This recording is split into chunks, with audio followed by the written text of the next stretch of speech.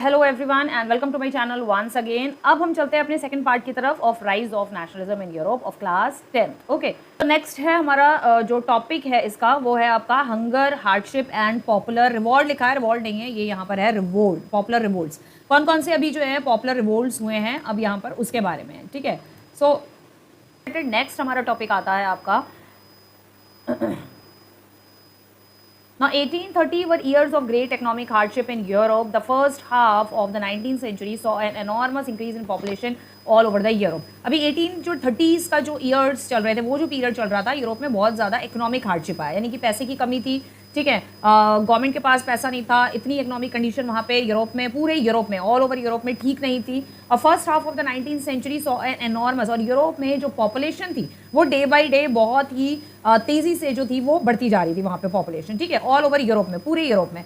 So what was it कि भाई increase, जब पॉपुलेशन इंक्रीज हो रही है तो पॉपुलेशन इंक्रीज होने के टाइम पर भाई जो गवर्नमेंट होती है उसके ऊपर हर चीज़ का भार पड़ता है, ठीक है।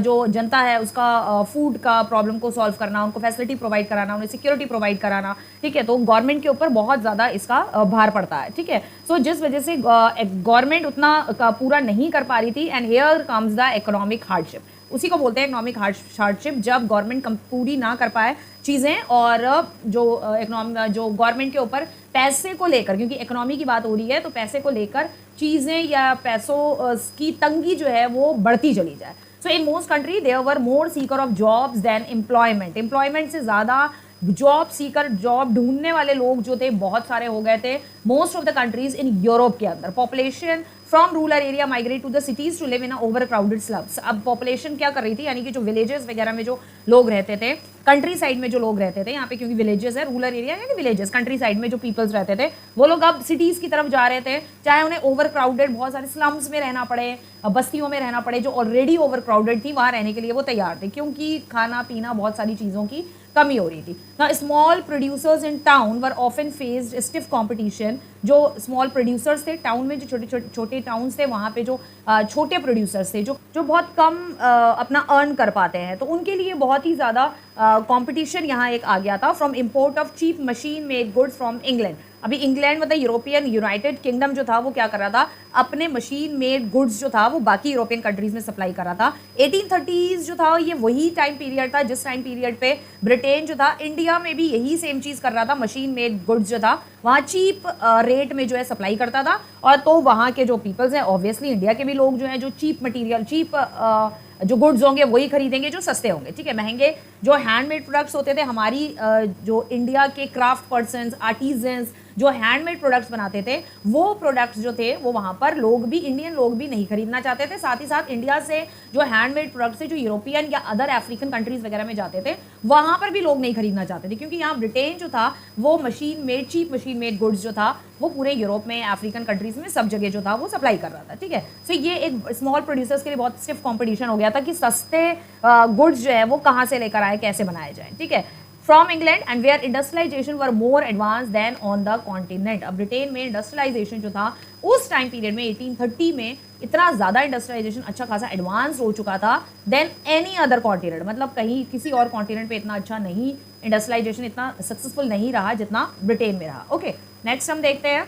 नाउ दिस वाज स्पेशली ये चीज़ जो थी कहाँ पर हो रही थी, जहाँ टेक्सटाइल प्रोडक्शन था, यानी कि कॉटन मेड क्लोथ्स और गुड्स जहाँ पर ज़्यादा बनाए जाते थे, तो वहाँ पर जो यूनाइटेड किंगडम था ये सारी चीज़ें ज़्यादा कर रहा था। Now which was carried out mainly in Holmes. तो टेक्सटाइल प्रोडक्शन ज़्यादातर यहाँ यूरोपियन कंट्रीज़ में भी लोग घर में भी जो हैंडक्राफ्ट, जैसे इंडिया में हैंडक्राफ्टेड हाथ से बनी हुई चीज़ें बनाई जाती थी, ठीक है, और small workshop and was only partly mechanized, यानी कि घर पे ज़्यादातर लोग ये सारे हैंडमेड प्रोडक्ट्स वगैरह बनाते थे, और स्मॉल जो छोटी छोटी वर्कशॉप्स थी वो ये टेक्सटाइल प्रोडक्शन कर रहे थे, and was only partly mechanized, मतलब बहुत कम ही चीज़ें थी जो मैकेनाइज्ड हुआ करती थी।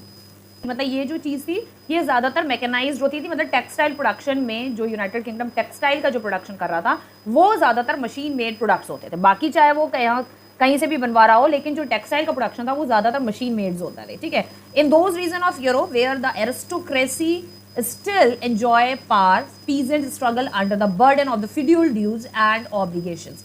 में थी ये ज़्यादातर वहाँ होती थी, उन प्लेसेस में ये ज़्यादा हो रही थी जहाँ पर यूरोप के वो रीजन्स जहाँ पर अभी भी एरिस्टोक्रेसी का रूल था, यानी कि यूरोप में अभी भी अभिजात वर्ग जो रॉयल फैमिली जो थी वो अभी भी रूल कर रही थी, पावर को एंजॉय कर रही थी, पीसेंट्स अभी भी उसी तरीके से स्ट्रगल कर रहे थे जैसे कि हमने प्रीवियसली फ्रेंच रेवोल्यूशन में स्टडी किया और नेशनलिज्म इन यूरोप में जो स्टार्टिंग के हमने जितने भी अब तक टॉपिक्स पढ़े उसमें जैसे था कि पीजेंट्स जो थे वो फ्यूडियल सिस्टम के अंडर में जो है काम कर रहे थे। तो ये सारी चीज़ें आज भी कुछ कई ऐसे रीजन्स थे यूरोप के, तो वहाँ पर अभी भी यही सारी चीज़ें हो रही थी और वहाँ पर ही ये टेक्सटाइल प्रोडक्शन के बनाई हुई चीज़ें वगैरह सेंड करना ये हो रहा था, ठीक है। The rise of the food price और a year of bad harvest led to widespread popularism in town and country. अभी क्या हुआ कि ऑल ओवर द फूड के प्राइस जो थे वो बढ़ गए थे, इसलिए क्योंकि जो एक साल के अंदर बैड हार्वेस्ट हुआ, खाद्य जो प्रोडक्शन था वो बहुत ही खराब हुआ प्रोडक्शन और ख़राब फसल हुई, ठीक है। और जो खाद्य पदार्थों की कीमत थी यानी कि जो फूड के जो प्राइस थे, फूड से रिलेटेड जो भी चीज़ें थी उनके प्राइस भी जो थे वो आपके इंक्रीज़ हो गए थे, प्राइस इंक्रीज़ हो गए। बैड हार्वेस्ट, ख़राब फसल होने की वजह से देश के बड़े पैमाने में मतलब यूरोप में बड़े पैमाने पर जो थी वो गरीबी जो थी वो फैलती जा रही थी बहुत ज़्यादा। लॉन्ग टर्म में जो है पुअरनेस, गरीबी जो है वो स्प्रेड हो रही थी। इन 1848 wide spread food shortage and employment brought the population of Paris out of the road. अभी 1848 में शॉर्टेज ऑफ फूड हुई, अनएम्प्लॉयमेंट बहुत ज़्यादा बढ़ गया। फ्रांस और बाकी और भी यूरोपियन कंट्रीज़ में, फ्रांस का मेनली ज़्यादा दे रखा है यहाँ पे, और जिसके वजह से फ्रांस की पूरी पॉपुलेशन जो थी वो पेरिस पर रोड पे निकल आई रेवोल्यूशन को लेकर, फूड शॉर्टेज ऑफ फूड और अनएम्प्लॉयमेंट का रेवोल्यूशन लेकर। बैरिकेड्स वगैरह लगाए गए उनको रोकने के लिए, ठीक है, लेकिन बैरिकेड्स तोड़ के जो थी वो जो लुईस फिलिप का जो पैलेस था वहाँ पे घुसते चले जा रहे थे और लुईस फिलिप को मजबूरन वहाँ से भागना पड़ा। National assembly proclaimed Republic, national assembly को जो है नेशनल असेंबली ने जो है गणतंत्र की घोषणा कर दी। France became a republic, suffrage to all adult male above 21। France जो था वो अब एक गणतंत्र राज्य बन गया था, गणतंत्र बना दिया गया था। 21 वर्ष से उम्र से अधिक 21 वर्ष के उम्र के सभी जितने भी एडल्ट थे उनको वोटिंग अधिकार मिला, लेकिन अभी भी वुमेन्स को जो था वोटिंग अधिकार नहीं था। National workshop set up to provide employment, और रोजगार उपलब्ध कराने के लिए एक राष्ट्रीय कार्यशालाएं जो है स्थापित की गई जो कि लोगों को जॉब्स जो है वो प्रोवाइड कराएंगे, ठीक है। सो ये था। ओके, अभी यहाँ पर क्या है, सेलेसियन रिवोल्ट। अभी 1845 में हुआ आपका Silesian revolt. And what is that revolt, मतलब क्या इशू था इस रिवोल्ट का? इस रिवोल्ट का इशू था between cotton contractor and cotton weaver, यानी कि जो कपास के ठेकेदार थे और जो कपास के बुनकर थे, यानी कपास जो ठेके पे जो कपास जो कॉटन लेते हैं, ठीक है, वो लोग ठेकेदार जो होते हैं वो अलग होते हैं और आपके जो बुनकर यानी कि जो बुनते हैं कॉटन से थ्रेड वगैरह जो बनता है वो लोग अलग होते हैं। तो उनका कुछ अपने रेट्स जो है वो फिक्स्ड होते हैं कि भाई इतना रेट पे जो है हम आपको ये सारी चीज़ें देंगे या ये प्रोवाइड कराएंगे, ठीक है। आप यहाँ देख सकते हो।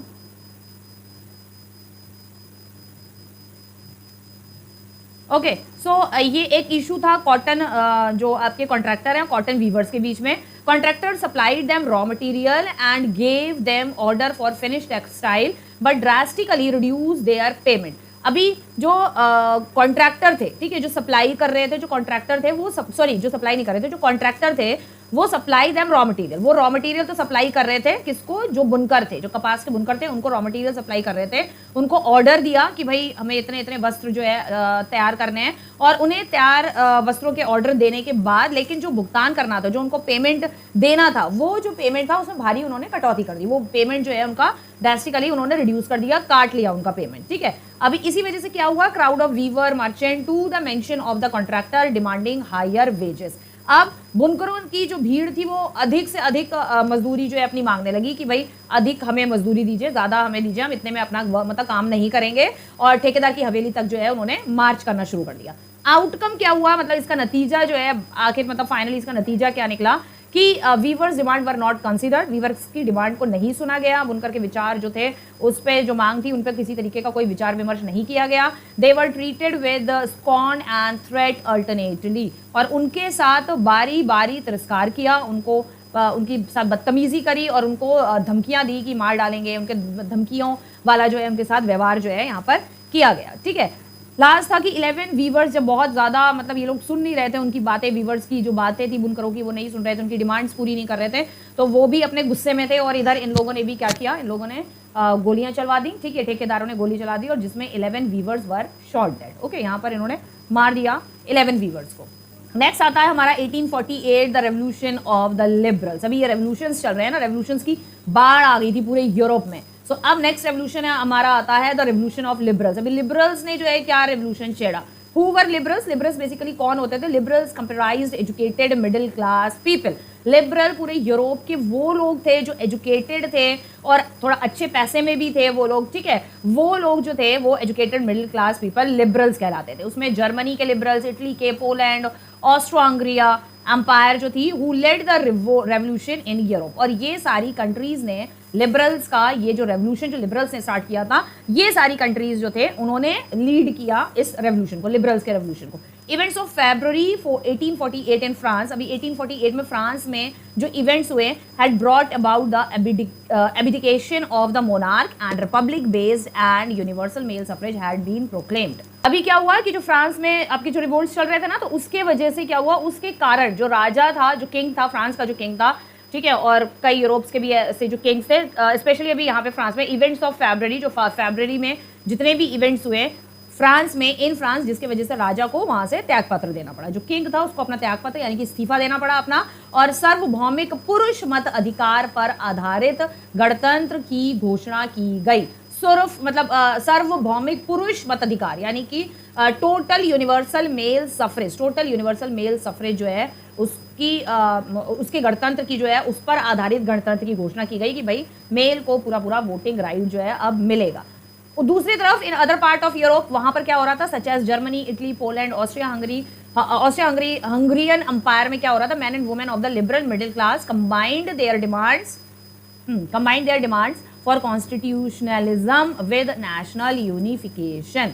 तो इन लोगों ने क्या किया था, यूरोप के जितने भी अदर जो राज्य थे वहां पर साम्राज्य के उदार माध्यम के जो वर्ग के पुरुष और महिला थी, उन्होंने संवैधानिकता की मांगों को राष्ट्र के साथ जोड़ दिया एकीकरण करने के लिए। यानी कि यहाँ पे इन प्लेसेस में जो मैन और वुमेन्स थे उन्होंने वो लिबरल मिडिल क्लास वाले सारे मैन एंड वुमेन्स थे, और मिडिल क्लास ने क्या किया, अपनी जो डिमांड्स थी सबने अपनी डिमांड्स जो है कंबाइन करी कि भाई सभी की डिमांड्स लगभग यही है, इक्वालिटी, फ्रेटर्निटी, कॉन्स्टिट्यूशनल होना चाहिए, मोनार्की नहीं होनी चाहिए, तो सबकी डिमांड्स लगभग एक जैसी थी। तो सबने अपनी डिमांड्स को कंबाइन किया for constitutionalism with national unification, यानी कि नेशंस का यूनिफिकेशन होना चाहिए, मतलब किसी की भी कोई बाउंड्री नहीं है, सब डिफरेंट लैंग्वेजेस के जो पीपल लोग हैं वो एक ही कंट्री में डिफरेंट लैंग्वेजेस के लोग जो है रहते हैं, तो एक कॉन्स्टिट्यूशन होना चाहिए और नेशन का यूनिफिकेशन भी उसके साथ साथ होना चाहिए। Now they took advantage of the growing popular unrest to push their demands.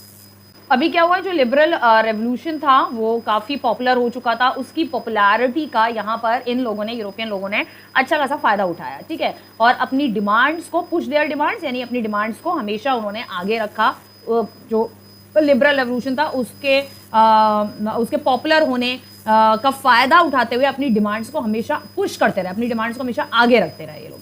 Now when did the revolution start and what was the reason for revolt? अभी ये revolution कब स्टार्ट हुआ और इस revolt के जो थे वो रीजन क्या थे?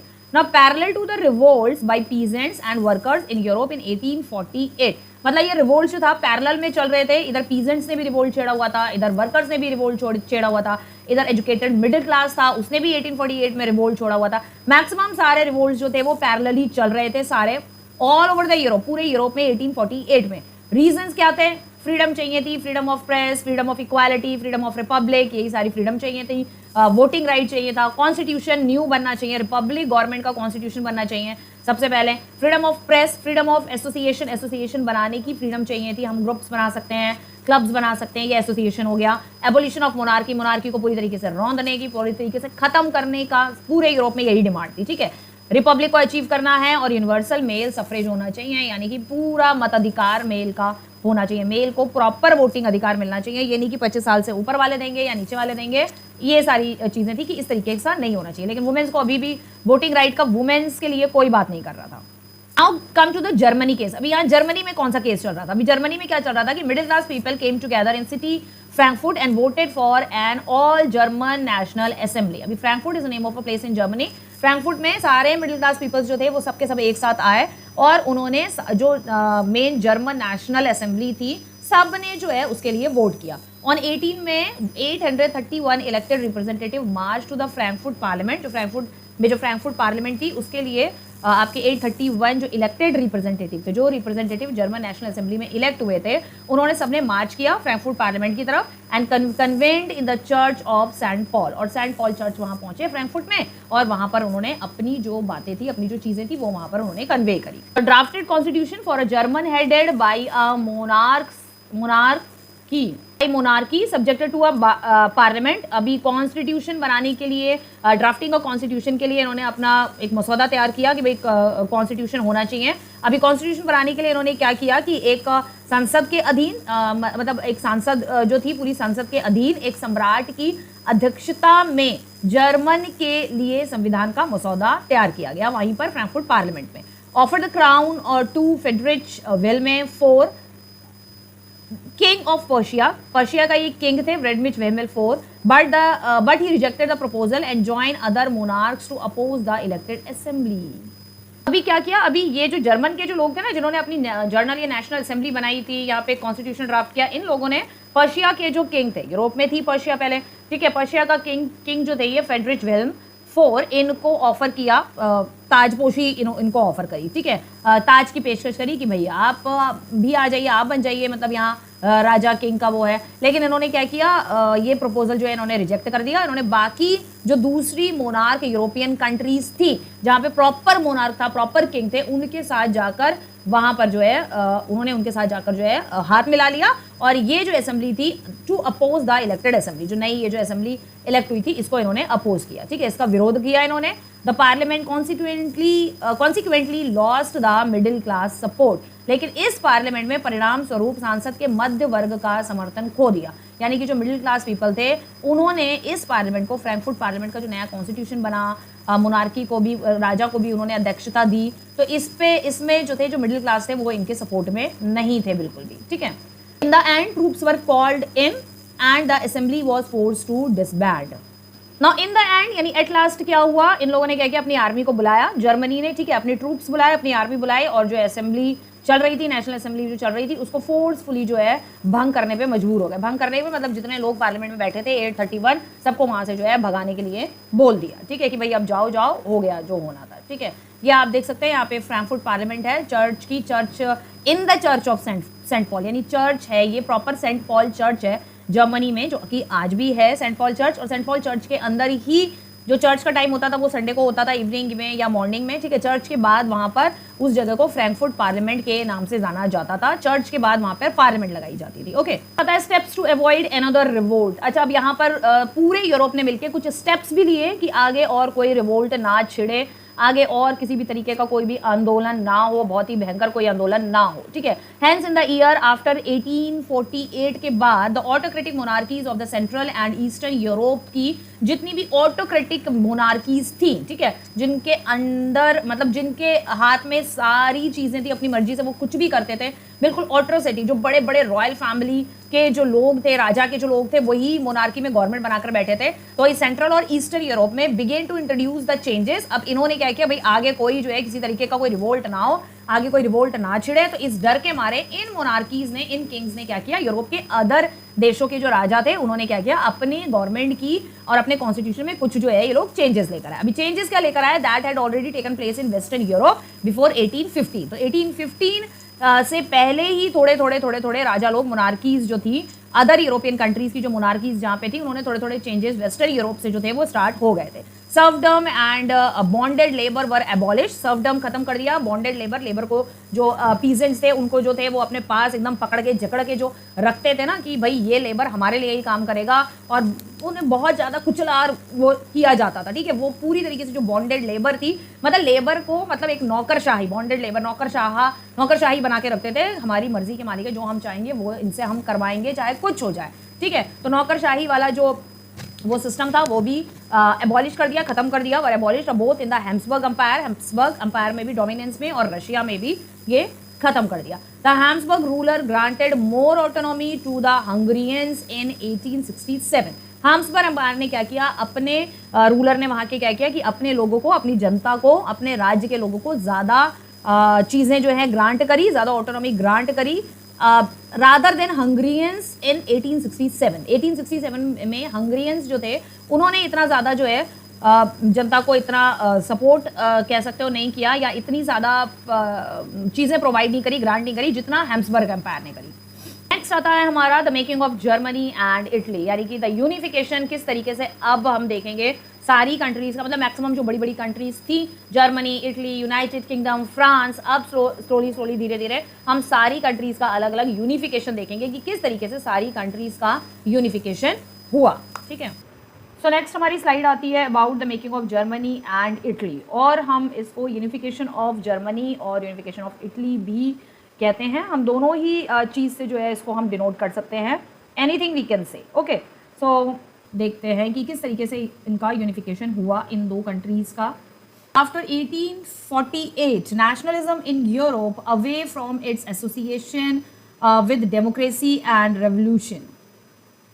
सो बेसिकली 1848 के बाद जो नेशनलिज्म वाली जो फीलिंग थी वो यूरोप में मूव्ड अवे, मतलब नेशनलिज्म वाली जो फील था, नेशनलिज्म का जो इतने टाइम से हम फ्रेंच रेवोल्यूशन में और यहाँ वहाँ जो नेशनलिज्म जो हम पढ़ते आ रहे थे वो कहीं दूर चला गया था। ठीक है, away from its association with democracy and revolution. ठीक है, राष्ट्रवाद, लोकतंत्र और क्रांति से जुड़ गया था, ज़्यादा रेवोल्यूशन से जुड़ गया था और लोकतंत्र से जुड़ गया था नेशनलिज्म इन यूरोप 1848 के बाद। Nationalist sentiments were often mobilised, राज्य सत्ता को बढ़ावा देने और यूरोप पर राजनीतिक प्रभुत्व हासिल करने के लिए जो रूढ़िवादी लोग थे, यानी कि जो कंजर्वेटिव थे, mobilize by conservative for promoting state power, state की पावर को वो प्रमोट कर रहे थे, and achieving political domination over Europe, यानी रूढ़िवादी द्वारा अक्सर राष्ट्रवादी भावनाएं जो है जुटाई जाती थी। यानी यहाँ पर दोबारा जो रूढ़िवादी थे, जो कंजर्वेटिव थे, वो दोबारा ये चाहते थे कि जो है आपका ये जो स्टेट की जो पावर्स हैं ये दोबारा जो है उभर के सामने आए, स्टेट को हम दोबारा अपने अंडर में कंट्रोल में कर सकें, यूरोप को दोबारा से डोमिनेट कर सकें। This can be observed in the process by which Germany and Italy came to be unified as nation state. तो ये कब देखा गया, जब इसे उस प्रक्रिया में देखा जा सकता है जिसके द्वारा, जहाँ पर जब जर्मनी और इटली का यूनिफिकेशन हुआ, जर्मनी और इटली को एक अलग नेशन स्टेट बनाया गया, तब हम ये चीज़ देख सकते हैं कि वहाँ पे डेमोक्रेसी और रेवोल्यूशन, जो क्रांति आई, जो और डेमोक्रेसी जो इस्टेब्लिश हुई, उससे हम जर्मनी को और इटली को जोड़ सकते हैं। ठीक है, इटली और जर्मनी राष्ट्र राज्य के रूप में एकत्रित हुएगी। इटली और जर्मनी का जो है सबसे पहले जो है आपका यूनिफिकेशन है वो यूनिफिकेशन किया गया। नेक्स्ट है nationalist feeling were widespread among middle class German. जो मिडिल क्लास जर्मन थे, जर्मन जो कि मिडिल क्लास फैमिली से बिलोंग करते थे, उनके अंदर ये नेशनलिस्ट की फीलिंग जो थी बहुत ही ज़्यादा, बहुत तेज़ी से जो है वाइड स्प्रेड हो रही थी। 1848 में they try to unite the different region of German के भी डिफरेंट रीजन्स थे, तो उन्होंने कोशिश करी उन सारे रीजन्स को जो है यूनाइट करने की, confederation into a nation state, एक नेशन स्टेट बनाने का, एक साथ सबको एकत्रित करने की कोशिश करी इन्होंने, governed bye an elected parliament. और उस स्टेट को कौन गवर्न करेगा कि कोई एक इलेक्टेड पार्लियामेंट बननी चाहिए जर्मन में, जो कि आपके पूरे जो नेशन स्टेट जो बनेगा जर्मनी, उसको एक इलेक्टेड पार्लियामेंट जो है उसको गवर्न करनी चाहिए, उसके ऊपर राज करनी चाहिए, वो गवर्नमेंट जो इलेक्ट होके जो गवर्नमेंट आई है। ठीक है, अगर प्रॉपर इन हिंदी में अगर आप देखो तो जर्मन का परिसंघ के विभिन्न क्षेत्रों को एक निर्वाचित सांसद द्वारा शासित राष्ट्र राज्य से एकजुट करने का प्रयास किया था इन्होंने। ठीक है, किसने, जो वहां के मिडिल जर्मन मैन थे, मतलब मिडिल क्लास के जो जर्मन थे। This liberal initiative was repressed. अब ये जो लिबरल्स का जो इनिशिएटिव था ये रिप्रेस्ड कर दिया गया बाय द मोनार्की द्वारा, एंड द मिलिट्री, और मोनार्की की जो मिलिट्री थी उसके द्वारा भी सप्रेस कर दिया, रिप्रेस कर दिया, supported by a large land owners called junkers of Persia.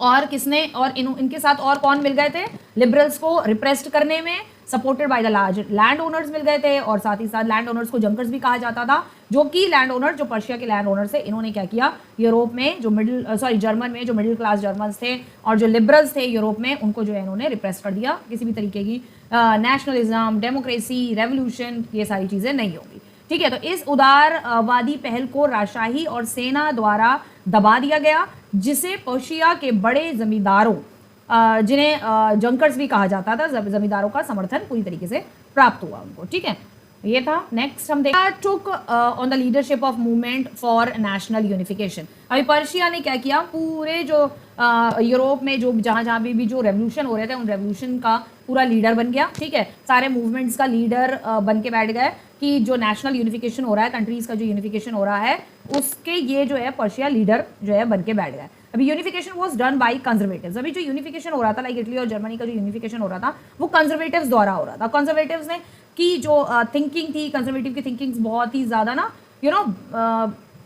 Conservative थी कि पुराने ट्रेडिशंस को फॉलो करना, वो ये चाहते थे कि मोनार्की स्टैब्लिश हो। तो इसलिए कंजर्वेटिव्स द्वारा जो यूनिफिकेशन हुआ जर्मनी और इटली का, तो वो कोई बहुत अच्छा नहीं रहा। ठीक है, तो Persian chief minister auto von Bismarck जो थे वो पर्शिया चीफ मिनिस्टर थे, was the architect of the process of unification of Germany. इनके हेड थे जिन्होंने, वो एक आर्किटेक्ट थे जिन्होंने, आर्किटेक्ट मतलब वो वाले आर्किटेक्ट नहीं, बिल्डिंग बनाने वाले आर्किटेक्ट नहीं, इन्होंने ही जर्मनी का यूनिफिकेशन कैसे होगा वो सारी चीज़ें डिज़ाइन करने में ओटो वन बिस्मार्क का हाथ था। ठीक है, Persia started movement for national unification. अभी पर्शिया ने जो है नेशनल यूनिफिकेशन के लिए भी मूवमेंट स्टार्ट किया कि और बाकी जितने नेशंस हैं उनको हम यूनिफाइड कैसे कर सकते हैं, unification under auto von Bismarck. Persia ने एक मूवमेंट स्टार्ट किया कि बाकी जितने नेशंस हैं उनको कैसे यूनिफाई किया जाए, उनका कैसे यूनिफिकेशन किया जाए, वो ओटो वन बिस्मार्क के अंडर में रहकर ये सारी चीज़ें करी। ठीक है, नेक्स्ट देखते हैं हम 3 Wars over 7 years with Austria, Denmark, France ended in Persian victory.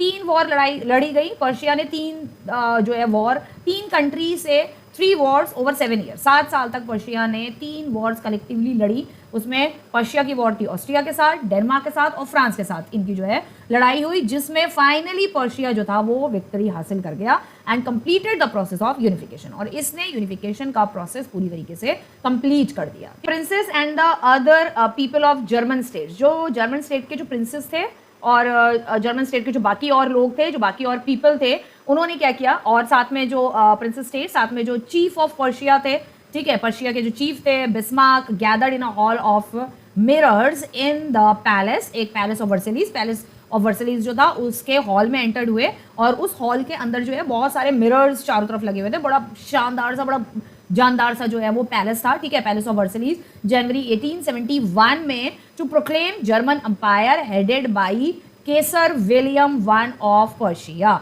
और जर्मन के अंपायर का जो हेड था वो थे आपके Kaiser William one of Prussia, यानी पर्शिया का ही जो किंग था वही जर्मन अंपायर का जो है किंग बना, पहला यूनिफाइड जर्मनी का पहला किंग बना, पहला एम्परर बना। ठीक है, जो कि केसर विलियम वन थे। ठीक है, nation building process in Germany had demonstrated the dominance of Persian state power. Nation building जो जर्मनी में जो प्रोसेस चल रहा था नेशन बिल्डिंग का, यानी कि जर्मनी को यूनिफाइड करने का, या यूनिफिकेशन ऑफ जर्मनी का जो प्रोसेस चल रहा था, वो किससे प्रभावित था? वो प्रभावित था, प्रभुत्ता जो थी उसकी वो पर्शियन स्टेट पावर की से, मतलब वो क्योंकि जो किंग बना वो केसर बना, ठीक है, केसर विलियम वन बना जो कि पर्शिया के थे, तो वो अपने पर्शिया से प्रभावित होकर उन्होंने जर्मनी का जो था वो यूनिफिकेशन किया। The new state placed a strong emphasis on, अभी जो जर्मनी जो नया स्टेट बना उसका काफ़ी स्ट्रॉन्ग एम्फेसिस था मॉडर्नाइजिंग द करेंसी को मॉडर्नाइज करना, बैंकिंग पे बैंकिंग सेक्टर में काफ़ी ध्यान देने का इनका मेन जो था मोटो था, एम था। Legal and judicial system, Germany में एक लीगल और जुडिशियल सिस्टम बनाना।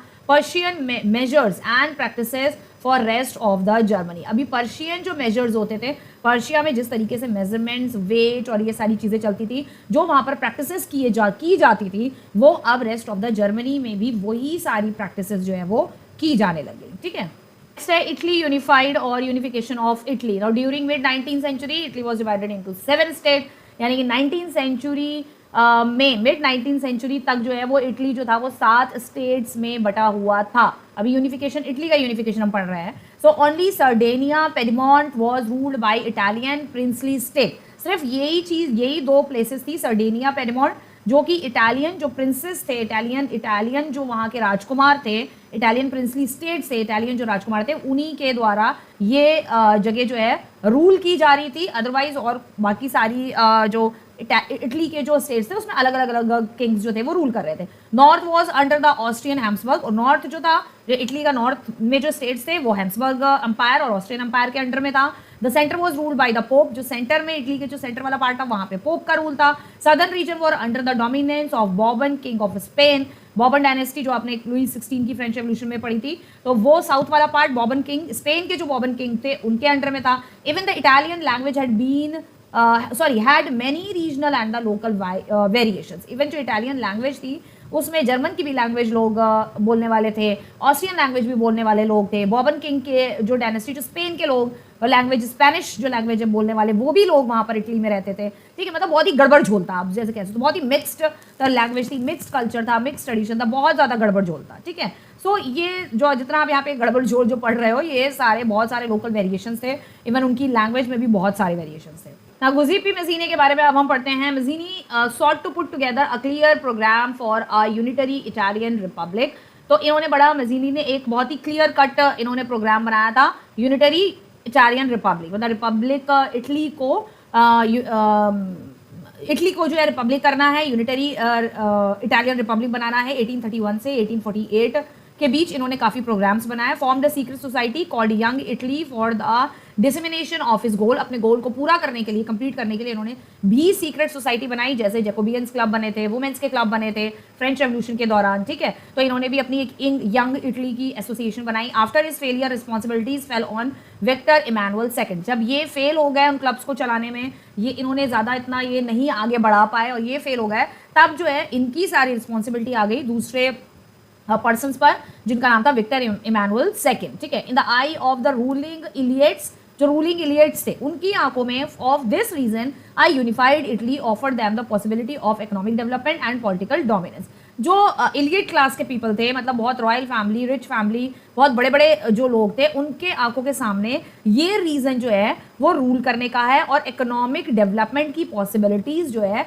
इस रीजन में बहुत है, और पॉलिटिकल डोमिनेंस बनाने का, मतलब इस रीजन में पॉलिटिकल डोमिनेंस जो है वो आराम से बनाया जा सकता है। इस रीजन में इकोनॉमिक डेवलपमेंट बहुत अच्छे से हो सकता है। जो इलियट क्लास थी उनकी आंखों के सामने इटली इस वे में वो इटली को देख रहे थे। ठीक है, चीफ मिनिस्टर कैवर, जो यहाँ के जो चीफ मिनिस्टर थे, जो कि जिनका नाम कैवर था, let the movement of unify the region of Italy. तो इन्होंने इटली के यूनिफाई करने का जो पूरा मूवमेंट था उसको पूरा लीड किया, जो मूवमेंट चला उसको पूरा लीड किया। He was neither a revolutionary, ये ना ही रेवोल्यूशनरी थे ना ही डेमोक्रेटिक थे। ही वॉज अ डिप्लोमैट, ये बहुत बड़े डिप्लोमैट थे। पॉलिटिक्स को कैसे चलाना है, बहुत बड़ी डिप्लोमेसी ये बहुत करते थे। ठीक है, डिप्लोमैट मीन्स राजनयिक थे, यानी कि दूसरी कंट्री में जाकर अपनी कंट्री को जहाँ पर रिप्रेजेंट किया जाता है, एक तरीके से कह सकते हैं आप राजदूत। ठीक है, तो ये डिप्लोमैट थे, राजनयिक थे। ठीक है, राजनयिक कहा जाता है डिप्लोमैट को, राजदूत को। He enter into the alliance with France, France के साथ इन्होंने एक गठबंधन किया, और उस गठबंधन में क्या किया, मतलब एक ट्रीटी साइन की, एक अलायंस साइन किया, and succeeded in defeating Austrian forces in 1859। Austrian forces को लड़ाई में हराने में 1859 में ये सफल रहे। And Cavour was help by a local leader. Cavour को इस लड़ाई में किसने हेल्प करी थी, जिनका नाम था, एक लोकल लीडर थे गुजेपे। ठीक है, लोकल एक लीडर थे उन्होंने, और गैरिबाल्टी ने इनको हेल्प करी थी, और साथ ही साथ किसानों की बहुत बड़ी आर्मी थी जिनको रेड शर्ट के नाम से जाना जाता था। ठीक है, तो उन किसानों की आर्मी ने गैरिबाल्डी जो कि लीडर रहे थे, और दूसरे थे आपके गुजेपे लोकल लीडर थे, इन्होंने इन सब ने मिलकर इनको हेल्प करी ऑस्ट्रिया को हराने में। ठीक है, गुजेपे गैरिबाल्डी 1833 ही मेट मेज़ीनी से ये मिले थे, and join the young Italy movement, और इन्होंने यंग इटली मूवमेंट जो है वो ज्वाइन किया था। He participated in a republican uprising in Piedmont in 1834। He participated in a republican uprising in Piedmont, Piedmont is the name of a place. तो वहाँ पर जो रिपब्लिकन्स का जो भी रेवोल्यूशन वगैरह चल रहा था उसमें इन्होंने पार्टिसिपेट किया 1834 में, और इन 1854 में ही सपोर्टेड विक्टर इमैनुअल सेकंड, और विक्टर इमैनुअल सेकंड को इन्होंने भी सपोर्ट किया for his effort to unify the Italian state. मतलब इनका ये एफर्ट था कि भाई इटालियन स्टेट को यूनिफाई करना है। तो इस उसमें जो है गैरिबाल्डी ने विक्टर इमैनुअल सेकंड की जो है वो बहुत ज़्यादा हेल्प करी थी। In 1860 he led the famous expedition to south Italy, और इन्होंने बहुत फेमस एक एक्सपीडिशन किया 1860 में साउथ इटली, इटली के साउथ जो पार्ट था वहाँ पर गए, and the kingdom of the two Sicilies, वहाँ पे टू सिसलीज स्टेट की किंगडम थी, and with his red shirt army, जो उनकी किसानों वाली आर्मी थी, ठीक है, जो इससे पहले हम वाली साइड में हमने पढ़ा ना, जो रेड शर्ट जिसे कहा जाता था किसानों वाली आर्मी, वो रेड शर्ट जो आर्मी थी उसको वो अपने साथ ले गए थे। एंड इन 1867 में he led the army to Rome to fight for papal state, ठीक है, पर्पल स्टेट जो था वहाँ पर रोम की led to the army to Rome, अपनी आर्मी को रोम तक लेके गए, और रोम में इन्होंने पर्पल स्टेट के साथ जो है वहाँ पर फाइट करी, where French garrison was stationed. तो जहाँ पर जो है जो फ्रांस की जो आर्मी थी, फ्रांस के जो गैरिसन थे वो सारे भी वहाँ पर तैनात थे, मतलब उनकी आर्मी पूरी तैनात थी, गैरिसन कहा जाता है, स्टेशनड मतलब उनकी आर्मी वहाँ पर रुकी हुई थी, और इन्होंने पोप के जो स्टेट्स थे, पोप के जो राज्य थे उनका नेतृत्व किया था, ठीक है।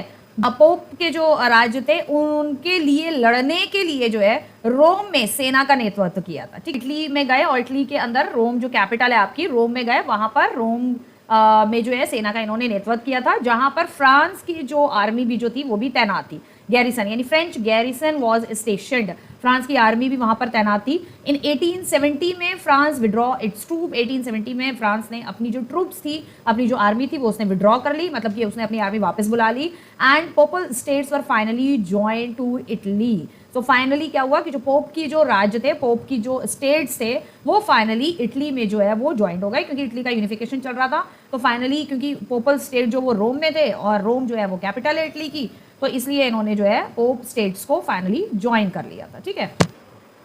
सो इन 1860 आप यहाँ देख सकते हो, the army regular troops and armed volunteers under Garibaldi March into south Italy. 1860 में द आर्मी जो रेगुलर ट्रूप्स था और जो आर्मी वॉलंटियर्स थे, जो वो किसानों वाली आर्मी थी, किसानों वाली आर्मी नहीं थी सॉरी, जो वॉलंटियर्स थे वो आर्म्ड भी इन्होंने अपने साथ रखे गैरिबाल्डी ने, और मार्च किया साउथ इटली की तरफ, and the kingdom of two Sicily, जो वहीं वहाँ पर ही टू सिसली की जो किंगडम्स थी उसकी तरफ मार्च किया। दे succeeded in winning the support of the local peasants, जो वहाँ के लोकल किसान थे उनका सपोर्ट जीतने में जो ये काफ़ी ज़्यादा सक्सेसफुल रहे, in order to drive out the Spanish ruler. किस लिए सक्सेसफुल रहे? क्योंकि ये स्पेनिश रूलर्स को टू सिसली स्टेट्स में से वहाँ से उखाड़ कर बाहर फेंकना चाहते थे, ठीक है। 1861 में विक्टर इमैनुअल सेकंड ने क्या किया, was finally proclaimed as king of Italy. उसने अपने आप को, ये आप पिक्चर यहाँ पर देख सकते हो, सो फाइनली उसने proclaimed as king of Italy, उसने अपने आप को राजा घोषित कर दिया, प्रोक्लेम कर दिया, किसका? यूनाइटेड इटली का, जो इटली का यूनिफिकेशन हुआ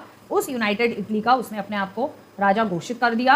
however much of the Italian population, बहुत सारी जो इटालियन पॉपुलेशन लेकिन जो थी वो हुम रेट ऑफ इलिटरेसी, जो कि ज़्यादा इलिटरेट थी, ज़्यादा पढ़ी लिखी नहीं थी, वर वेरी हाई, तो वो जो थे काफ़ी ज़्यादा थे, and remain blissfully unaware of liberal nationalist ideology, और वो इस बात से बिल्कुल भी अनअवेयर थे, मतलब उनको इस बात का बिल्कुल भी अंदाज़ा नहीं था कि लिबरल्स कौन है, लिबरल क्या है, लिबरलिज्म क्या है, नेशनलिस्ट आइडियोलॉजी जो है वो क्या है क्या नहीं है, इस बात का उनको बिल्कुल भी अंदाज़ा नहीं था, ठीक है। The peasant masses who had supported Garibaldi, और जो वो पीजेंट्स मास थे, यानी कि जो वो किसानों का जो ज़कीरा था ना, जो किसान जो थे जो इसको सपोर्ट कर रहे थे, ये हेल्प कर रहा था सदर्न इटली में, who had never heard about Italia, यानी कि इटली वर्ड इटालिया के बारे में उसने कभी सुना ही नहीं था, एंड वो ये मानते थे कि द जो ला इटालिया है वो विक्टर इमैनुअल की जो है वो वाइफ है, उनको ये मालूम था, ठीक है। वो ये उन्होंने कभी कहीं सुना होगा, उन्हें मालूम ही नहीं था कि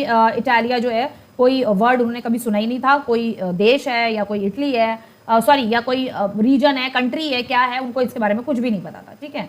नेक्स्ट चलते हैं हम, the strange case of Britain.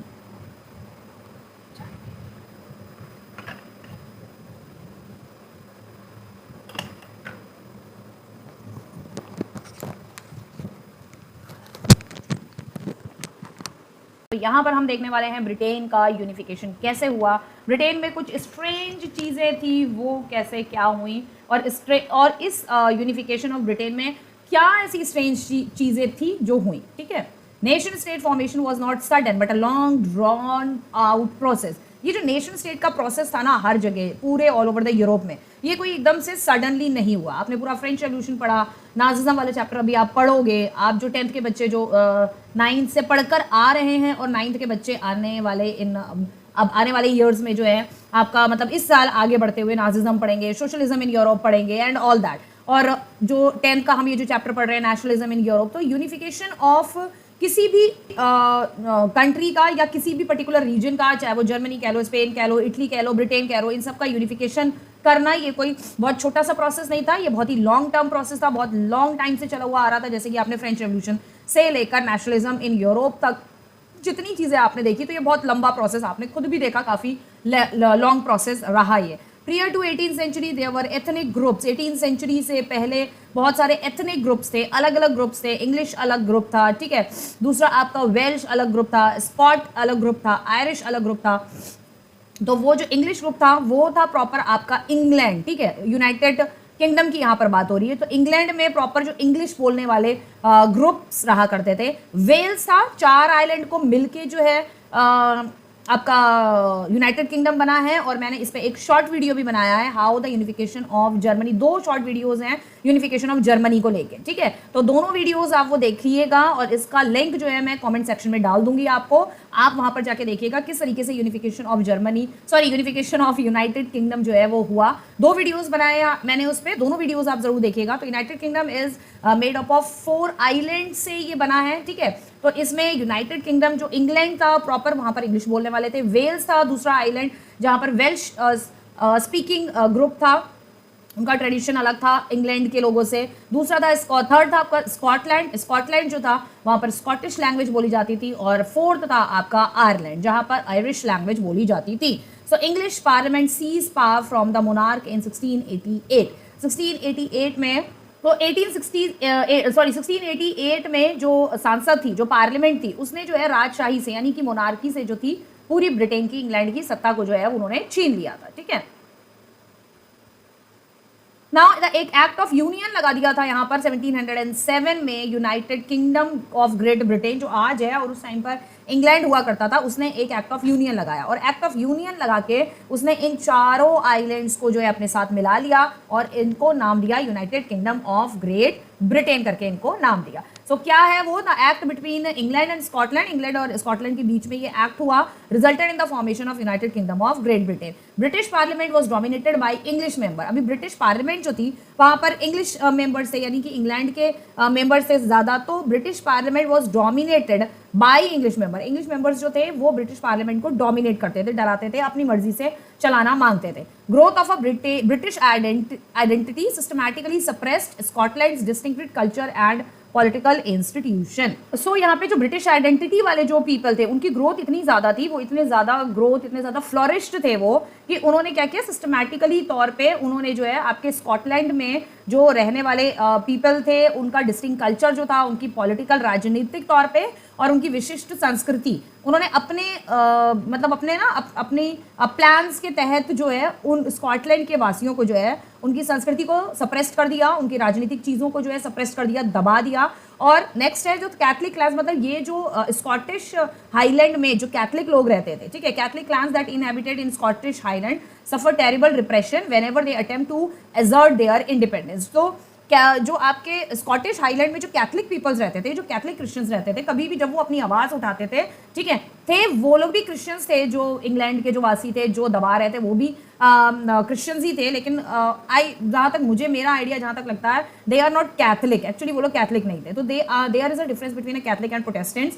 सो मैंने कभी इस बारे में वो रिसर्च किया नहीं कि जो प्रॉपर जो ब्रिटेन के जो इंग्लैंड के हैं वो लोग कैथलिक है या वो लोग जो है प्रोटेस्टेंट्स है। जहाँ तक अभी यहाँ पर अगर हम देख रहे हैं तो यहाँ पर ऐसा ही प्रतीत हो रहा है, क्योंकि वो कैथलिक क्रिश्चियंस को ही दबा रहे हैं, तो कैथलिक को तो नहीं दबाएगा। हाँ, ये हो सकता है कि वो लोग भी कैथलिक रहे हो, लेकिन वो बहुत हाई सोसाइटी के थे, बहुत ज़्यादा किंग की फैमिली के थे, स्पेशली शायद मोनार्की की फैमिली के थे, तो वो लोग इस वजह से जो नॉर्मल कैथलिक क्रिश्चियंस थे उनको दबाते थे, ठीक है। कई बार इन्होंने, इन कैथलिक क्रिश्चियंस ने कोशिश करी कि वो अपनी आज़ादी की मांग करें, आज़ादी अपनी ले, लेकिन हर बार जो है ये लोग इनको दबा देते थे, ठीक है। नेक्स्ट आता है, they were forbidden to speak their Gaelic language, उनको मना किया गया था, उनको रोका जाता था, वो अपनी लैंग्वेज नहीं बोल सकते थे। और wear national dress of Scotland, ठीक है, भाषा या बोलने से मना किया था। और साथ ही साथ वो अपनी जो स्कॉटलैंड की जो ड्रेस थी वो भी अपनी स्कॉटलैंड की ड्रेस को उनको पहनना अलाउड नहीं था, लैंग्वेज और ड्रेस पहनना अलाउड नहीं था अपने ही देश में, अपने ही स्कॉटलैंड में, क्योंकि इंग्लैंड ने इन पे भी जो है कब्जा किया हुआ था। इंग्लैंड ने ऑल ओवर पूरी वर्ल्ड पे जो है कब्जा जमा के रखा हुआ था प्रीवियसली कई सालों तक, कई सेंचुरीज तक, 15, 16, 14, 13, 11, 12 सेंचुरी, 16, 17, 18, 19 सेंचुरी तक इनका ऑल ओवर द 18 सेंचुरी तक आप मान लीजिए ऑल ओवर द वर्ल्ड कई जगह ब्रिटेन ने जो है, यूनाइटेड किंगडम ने अपनी कॉलोनीज जो है वो बना रखी थी। देखते हैं इनकॉपरेशन ऑफ आयरलैंड। आयरलैंड जो था वो कॉपरेट नहीं कर रहा था ब्रिटेन के साथ, ठीक है, या आप कह सकते हो इंग्लैंड के साथ। Ireland was a country deeply divided between Catholics and Protestants. मैंने आपको बताया अभी इससे पहले, दो क्रिश्चियंस होते हैं, क्रिश्चियंस में भी दो पार्टीशंस हैं।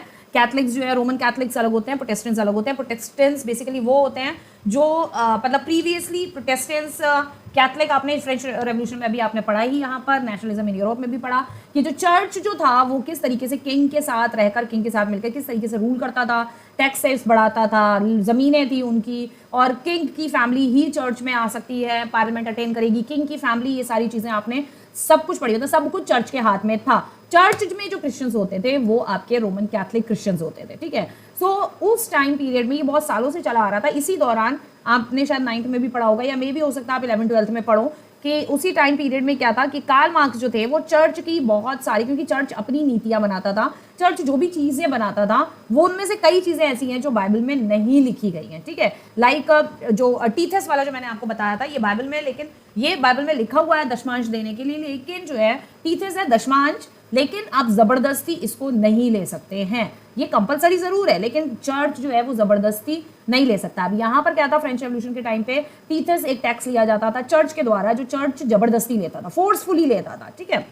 इसीलिए बहुत सारी इस तरीके की और भी चर्च की नीतियां थी जिसको अपोज किया था प्रीवियसली कार्ल मार्क्स ने। तो कार्ल मार्क्स चर्च की बहुत सारी नीतियों के खिलाफ वो खड़े हुए थे, तो उन्होंने प्रोटेस्ट किया था चर्च के अगेंस्ट, चर्च की लॉज, रूल्स, रेगुलेशन, क्लर्जीज के, फादर्स के अगेंस्ट में, और जो वहाँ पर फादर्स के अलावा जो चर्च की सारी मोनार्की के अगेंस्ट में भी उन्होंने प्रोटेस्ट किया, फादर के अगेंस्ट में, प्रीस्ट्स के अगेंस्ट में, सबके अगेंस्ट में उन्होंने जो है प्रोटेस्ट किया, खासकर चर्च के रूल्स एंड रेगुलेशंस। बाइबल को बहुत ही तोड़ मड़ोड़ के वो लोग यूज़ करते थे, ठीक है। और आज भी अब तो खैर इतना नहीं है, लेकिन बहुत सारी चीज़ें कैथोलिज्म में अभी भी चेंज है। बाइबल जो ओरिजिनली है वो कैथलिक लोग ओरिजिनल बाइबल को फॉलो नहीं करते हैं, ठीक है ना।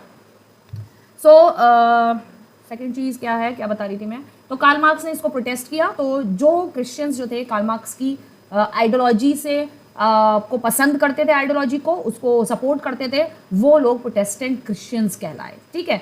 सो ये है प्रोटेस्टेंट क्रिश्चियंस और कैथलिक क्रिश्चियंस, ठीक है। तो यहाँ आयरलैंड में ये बहुत ही डीपली डिवाइडेड थे। इंग्लिश हेल्प द प्रोटेस्टेंट्स, जो इंग्लैंड थे, मैंने कहा ना जो इंग्लैंड वाले होंगे वो प्रोटेस्टेंट ही होंगे, मैंने आपको पहले ही बोला ना, तभी वो कैथलिक्स पे जो है ज़्यादा अत्याचार कर रहे थे, क्योंकि यहाँ पर, क्योंकि फ्रेंच रेवोल्यूशन में यूरोप में सारा कैथोलिज्म था, वहाँ कैथोलिज्म जो है वो आम जनता पे और साथ ही साथ जो प्रोटेस्टेंट्स क्रिश्चियन थे उनके ऊपर ज़्यादा अत्याचार करता था। चर्च में कैथलिक क्रिश्चियंस थे, सब जगह कैथलिक क्रिश्चियंस थे, ठीक है। और जो इंग्लैंड के जो पीपल है, इंग्लैंड के जो क्रिश्चियंस हैं, वो लोग हैं प्रोटेस्टेंट्स, ठीक है। सो इंग्लिश जो है हेल्प प्रोटेस्टेंट, वो प्रोटेस्टेंट को हेल्प करता था of Ireland to establish their dominance over the larger Catholic country. Reason यही था फाइनली कि वहाँ यूरोप में कैथलिक लोग प्रोटेस्टेंट्स को परेशान कर रहे थे, और उनमें कुछ कैथलिक्स भी थे, जो नॉर्मल जनता थी वो ज़्यादातर प्रोटेस्टेंट्स क्रिश्चियन थी और कैथलिक क्रिश्चियन भी थे, लेकिन जो रूल कर रहे थे वो कैथलिक क्रिश्चियंस, कैथलिक चर्च, ये सारी चीज़ें थी। तो इधर इंग्लैंड जो थी उसने, क्योंकि वो प्रोटेस्टेंट्स क्रिश्चियन थे, इंग्लैंड ने पूरी दुनिया पे तो राज किया ही किया, साथ ही उसने अपने आसपास की जो आइलैंड कंट्रीज थी वहाँ पर जो कैथलिक क्रिश्चियंस थे उन पर डोमिनेंस कब्जा करना शुरू कर दिया। तो इसलिए ये प्रोटेस्टेंट्स को ही जो है फेवर करते थे, और अपना डोमिनेंस इन्होंने सारी कैथलिक कंट्री थी उनके ऊपर बनाने की कोशिश करी। Catholic revolt against British dominant were suppressed. Catholics ने कोशिश करी ब्रिटिशर्स के अगेंस्ट में जो है आपका रिवोल्ट करने की, लेकिन उस रिवोल्ट में कैथलिक्स जो है जीत नहीं पाए और इनको दोबारा सप्रेस कर दिया गया, ठीक है। रिवोल्ट लेड बाय वोल्फस्टोन, जो रिवोल्ट था वो वोल्फस्टोन ने जो है लीड किया था, and his United Irish man, और उनका एक आयरिश मैन था फॉर कैथलिक्स ऑफ आयरलैंड। जो आयरलैंड के कैथलिक्स थे ये फेल्ड हो गए, ठीक है। आयरलैंड के कैथलिक्स ने सपोर्ट किया, और आयरलैंड के ही जो यूनाइटेड आयरिश मैन थे वोल्फस्टोन, इन्होंने 1978 में ये रिवोल्ट हुआ था। Ireland was forcefully incorporated into the United Kingdom in 1801। उसके बाद आयरलैंड को फोर्सफुली इनकॉर्पोरेटेड यानी कि यूनाइटेड किंगडम यानी ब्रिटेन में जो है मिला लिया गया। ब्रिटेन, आज का Britain, great Britain of India, sorry great Britain of United kingdom, ठीक है। सो यूनाइटेड किंगडम ने जबरदस्ती 1801 में जो है आयरलैंड को अपने में शामिल कर लिया। अ न्यू ब्रिटिश नेशन, अब न्यू ब्रिटेन के बारे में देखते हैं, was forged through the propagation of a dominant English culture। यहाँ पे इन्होंने अपना जो इंग्लिश कल्चर था, जो प्रोटेस्टेंट का इंग्लिश, प्रॉपर इंग्लिश कल्चर है, वहाँ पर बहुत हाई फाई कल्चर होता है इंग्लिश का। ब्रिटेन का, यूनाइटेड किंगडम ऑफ ब्रिटेन का जो कल्चर है वो सारी यूरोपियन कंट्री से बहुत ज़्यादा हाई फाई है, बहुत ज़्यादा हाई फाई है, ठीक है। तो वो उन्होंने प्रोपोगेशन किया और अपना इंग्लिश कल्चर जो है उन्होंने स्कॉटलैंड के ऊपर, स्कॉटलैंड का जो कल्चर है उससे अपना कल्चर ऊपर रखा, आयरलैंड का जो कल्चर है उससे अपना इंग्लिश कल्चर उन्होंने ऊपर रखा, और इंग्लिश कल्चर बहुत हाई फाई होता है, बहुत ज़्यादा हाई फाई होता है। Symbols of a new Britain के सिंबल्स क्या थे? इन्होंने अपना एक national British flag, Union Jack, आपको पता ही होगा यूनियन जैक जो है इनका नेशनल फ्लैग है, एक इनका नेशनल एंथम है, गॉड से और नोबल किंग, गॉड जो है हमारे नोबल किंग को हमेशा सेव करके रखे। English language were promoted actively, English language ही प्रॉपर्ली बोली जाती थी। The symbol were actively promoted and older nation survived only as subordinate partner in this union. तो ये सारे सिंबल्स जो थे वो ज़्यादा चलन में आए, एक्टिवली प्रॉम्प्टेड रहे, यही सारे सिंबल्स चलन में रहते थे। और जो दूसरे जो नेशंस थे, जो पुराने नेशंस थे, ओल्डर नेशंस थे, वो सिर्फ एक सबऑर्डिनेट का काम कर रहे थे इनके साथ एज अ पार्टनर मिलके इन दिस यूनियन। कौन सी यूनियन? एक्ट ऑफ यूनियन में, सिर्फ जिंदा रहने के लिए, नेशन सर्वाइव, अपने आप को सर्वाइव रखने के लिए। सो नेक्स्ट हम चलते हैं विजुअलाइजिंग द नेशन। नेशन किस तरीके से अब विजुअलाइज हो रहा था। नेक्स्ट आता है एलेगरी। एलेगरी एक रूपक है कि इन्होंने कुछ जो आर्टिस्ट थे आपके, कहाँ के, ब्रिटेन के आर्टिस्ट या यूरोप के आर्टिस्ट जो थे, उन्होंने देश को अलग अलग कुछ आर्ट्स फॉर्म बना के, कुछ आर्किटेक्ट बनाकर उन्होंने देश को रिप्रेजेंट किया, एक रूपक की फॉर्म में रिप्रेजेंट किया। सो 18 और 19th century artist personified nation, nation को पर्सोनिफाइड किया, नेशन का मानवीकरण किया, ठीक है। They represented a country as if it were a person. उन्होंने कंट्री को ऐसे रिप्रेजेंट किया कि कंट्री जो है वो एक पर्सन है। जैसे कि हम लोग इंडिया में अपने हिंदुस्तान को किस तरीके से रिप्रेजेंट करते हैं, पुरानी मूवीज़ में आपने पेट्रियाटिक मूवीज़ में देखा होगा कि ज़्यादातर जो पेट्रियाटिक मूवीज़ हैं, जिसमें एक मनोज कुमार की मूवी है जिसमें गाना है, सॉन्ग है कि हमारा देश जो है, हमारा जो हिंदुस्तान है वो कौन सी एक पर्सन को रिप्रेजेंट करता है, किस पर्सन को हमारा देश जो है रिप्रेजेंट करता है। पुरानी मूवीज़ में इवन बॉर्डर में भी वो नाम जो है पर्टिकुलरली बोला गया कि ये देश मेरी क्या है, डैश डैश डैश डैश। वो आप मुझे कमेंट सेक्शन में लिख के बताएंगे ज़रूर, क्योंकि सबको पता होना चाहिए कि हमारी कंट्री का भी मानवीकरण हुआ है,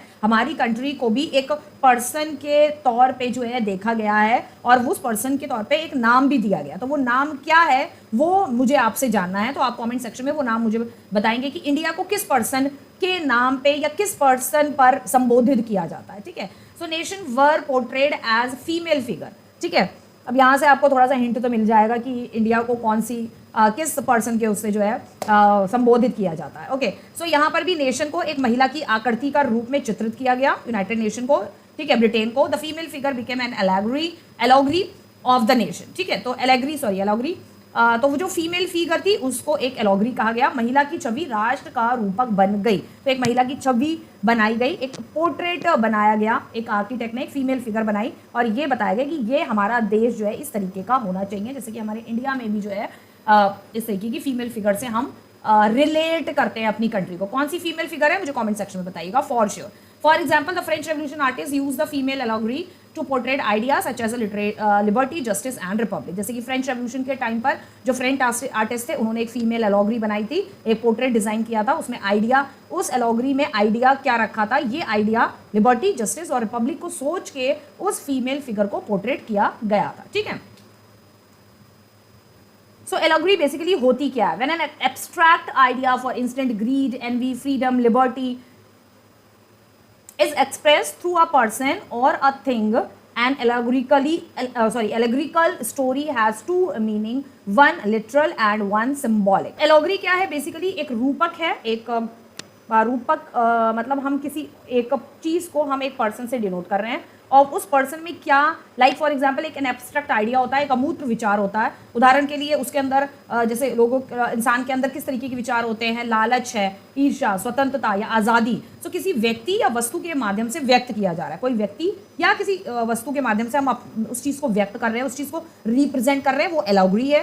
रूपक कहानी के इसमें an allegorical story has a two meaning, इसके दो मीनिंग होते हैं। एक होता है आपका शाब्दिक मीनिंग, लिटरल यानी शाब्दिक मीनिंग होता है। दूसरा होता है आपका एक प्रतीकात्मक मीनिंग, वो प्रतीक जो है ना उसका प्रतीक है, ये उसका प्रतीक है। आपने सुना होगा इस तरीके के सेंटेंस कि ये उसका प्रतीक है, ठीक है। तो इस वजह से इसके दो ये मीनिंग दिखाए, एक शाब्दिक, एक तो वर्ड टू वर्ड मीनिंग हो गया और दूसरा हो गया प्रतीकात्मक इसका मीनिंग हो गया, ठीक है। सिंबॉलिक इसके मीनिंग्स होते हैं। तो फ्रांस में किस तरीके की एलोग्री जो है बनाई गई आर्टिस्ट ने, पोइट्स ने, जिसको मैरियन नाम से थी, popular Christian name, Mary basically एक पॉपुलर क्रिश्चियन नेम है। मैरी जो है वो जीसस क्राइस्ट की मदर जो है मानी जाती हैं। वो है सांसारिक माँ है वो उनकी, ठीक है, उनकी कोई रियल माँ नहीं है, ठीक है, लेकिन वो सांसारिक, क्योंकि संसार में जब उन्होंने जीसस क्राइस्ट ने जन्म लिया तो मरियम के थ्रू जो है वो इस दुनिया में आए, ठीक है। तो underline idea of a people's nation, ये आइडिया शो करता है कि ये जो नेशन है वो लोगों का है, पीपल्स का नेशन है। Characteristics drawn from liberty and the Republic, और इस एलेग्री में मतलब ये देश है, ये आपका फ्रांस को रिप्रेजेंट कर रहा है कि फ्रांस में रिपब्लिक होना चाहिए, फ्रांस में लिबर्टी होनी चाहिए, ठीक है। Red caps, tricolour and cockades, ठीक है, ये सारी इसकी विशेषताएं थी। इस पर रेड कैप होती थी, ट्राई कलर इस पे लगाया जाता था, ठीक है। तो ये इन सारी चीज़ों को किसको, लिबर्टी को, रिपब्लिक को रिप्रेजेंट कर रहा है। ये एलोग्री जो है, ये जो स्टैचू बनाया है, ये पोर्ट्रेट जो बनाई है, ये उनकी कंट्री फ्रांस को रिप्रेजेंट कर रही है कि फ्रांस में रिपब्लिक है, लिबर्टी है, इक्वालिटी है, इन सबको रिप्रेजेंट कर रही है। Statue of Marianne was erected in public square, तो ये पब्लिक के बीच में जो है इस स्टैचू को जो है लगाया गया है, खड़ा किया गया है। Remind the public of the national symbol, ताकि लोगों को ये याद रहे कि जो है ये जो सिंबल है ये एक नेशनल सिंबल है ऑफ यूनिटी, जहाँ पर यूनिटी शो कर रही है, and to persuade them to identify with it, और ताकि वो इससे नेशन के प्रति जो है ना वो पेट्रियाटिक रहें, नेशन के प्रति वो देशभक्त हमेशा बने रहें। तो इसलिए इसको बीच स्क्वायर में फ्रांस में जो है इसको स्टैचू को लगाया गया सिंबल बनाने के लिए, symbol of public, of national, symbol of unity का ये सिंबल दिखाया उनकी कंट्री में, ताकि लोग जो है इसको देखकर याद रखें कि हमारी कंट्री को ये रिप्रेजेंट करता है। नेक्स्ट आता है जर्मनी का, जर्मेनिया वहाँ की एलोग्री थी। ये आप यहाँ पे पिक्चर में देख सकते हो कि जर्मनी की जो एलोग्री थी वो किस तरीके की थी। ये आप देख सकते हो यहाँ पे, ये जर्मनी की एलोग्री है। ये ट्राई कलर फ्लैग भी है यहाँ पर, और यहाँ पर आपको कुछ मार्क भी दिख रहा है, और कुछ क्राउन जैसा भी इन्होंने पहना हुआ है। ये जो पोर्ट्रेट थी उसकी जो थिंकिंग थी कि इस तरीके का हमारा देश है, हेड जो क्राउन है उसका कुछ अलग मीनिंग था, हाथ में स्वॉर्ड पकड़ा है उसका कुछ अलग मीनिंग था, पीछे ट्राई कलर का फ्लैग है उसका अलग मीनिंग था, और ये जो लबादा जो पीछे लबादा टाइप जो पहना हुआ है, इस तरीके का लबादा बेसिकली जीसस क्राइस्ट की फोटोज़ में कई बार, अगर आपने जो जीसस क्राइस्ट की फ़ोटो को पोर्ट्रेट किया गया है एक इमेजिनेशन वाली, उसमें कई में आपने देखा होगा, और उसमें भी इसी तरीके का है। जैसे ये बीच में इस तरीके का जो साइन है, तो जीसस क्राइस्ट की फ़ोटो में भी बीच में यहाँ पर साइन नहीं है, वो कांटों का मुकुट अंदर दर्शाया है, और हार्ट है, और हार्ट के बीच में क्रॉस है, ठीक है। जैसे ये आप समझ लीजिए, वो उसमें जो है जो जीसस क्राइस्ट की पोर्ट्रेट है उसमें अंदर ये दिखाया है, जैसे ये हार्ट है, और हार्ट के यहाँ चारों तरफ ये कांटों का मुकुट सा है, और यहाँ बीच में जो है ये क्रॉस है, जो उसमें उन्होंने जो इमेजिनेशन पोर्ट्रेट, जो जीसस क्राइस्ट की इमेजिनेशन पोर्ट्रेट जो बनाई है, तो वो लुक कुछ इसी तरीके का आता है। तो ये जर्मेनिया, उनकी allegory became an allegory of Germany, and she wear a crown of oak leaf का क्राउन होता था, स्टैंड फॉर हीरोइज्म का को दिखा रही है, हीरोइज्म को रिप्रेजेंट कर रही है, उस तरह से वो खड़ी है। First time used in liberals ने फर्स्ट टाइम इनको यूज़ किया इन फ्रैंकफर्ट पार्लियामेंट में, फ्रैंकफर्ट की जो पार्लियामेंट थी वहाँ पर इसको यूज़ किया। दूसरा यहाँ पे दिखाया द फॉलन जर्मेनिया, जूलियस हुबनेर 1850 में इन्होंने ये फॉलन जर्मेनिया यहाँ पर बनाई है, ठीक है, कि जर्मेनिया गिर गई, मतलब जर्मन जो है फॉल डाउन हो गया, जर्मन खत्म हो गया। ये पहले 1850 में बनाया, और उसके बाद जब जर्मनी का यूनिफिकेशन हुआ, जर्मनी जब दोबारा यूनिफाइड हुआ, तब इस तरीके की ये पोर्ट्रेट जो है वो बनाई गई आपकी, ठीक है। कुछ आप सिंबल्स देख रहे हो, ठीक है, और यहाँ पर जो हमने एक्चुअली लिखा है ये काफ़ी छोटा है। पहले आप सिंबल्स देख लो कि किस तरीके के ये सिंबल्स हैं। इसको हम थोड़ा जूम कर देते हैं। तो यहाँ पे आपको ये सिंबल्स दिख रहे होंगे, किस तरीके के सिंबल्स हैं। यहाँ पर आपको और बड़ा कर देती हूँ, अब अच्छे से दिख रहे होंगे। तो यहाँ पे जो एलोग्री ने जो जो चीज़ें पहनी थी ना, वो सारी चीज़ें यहाँ पर रखी हुई है, ठीक है।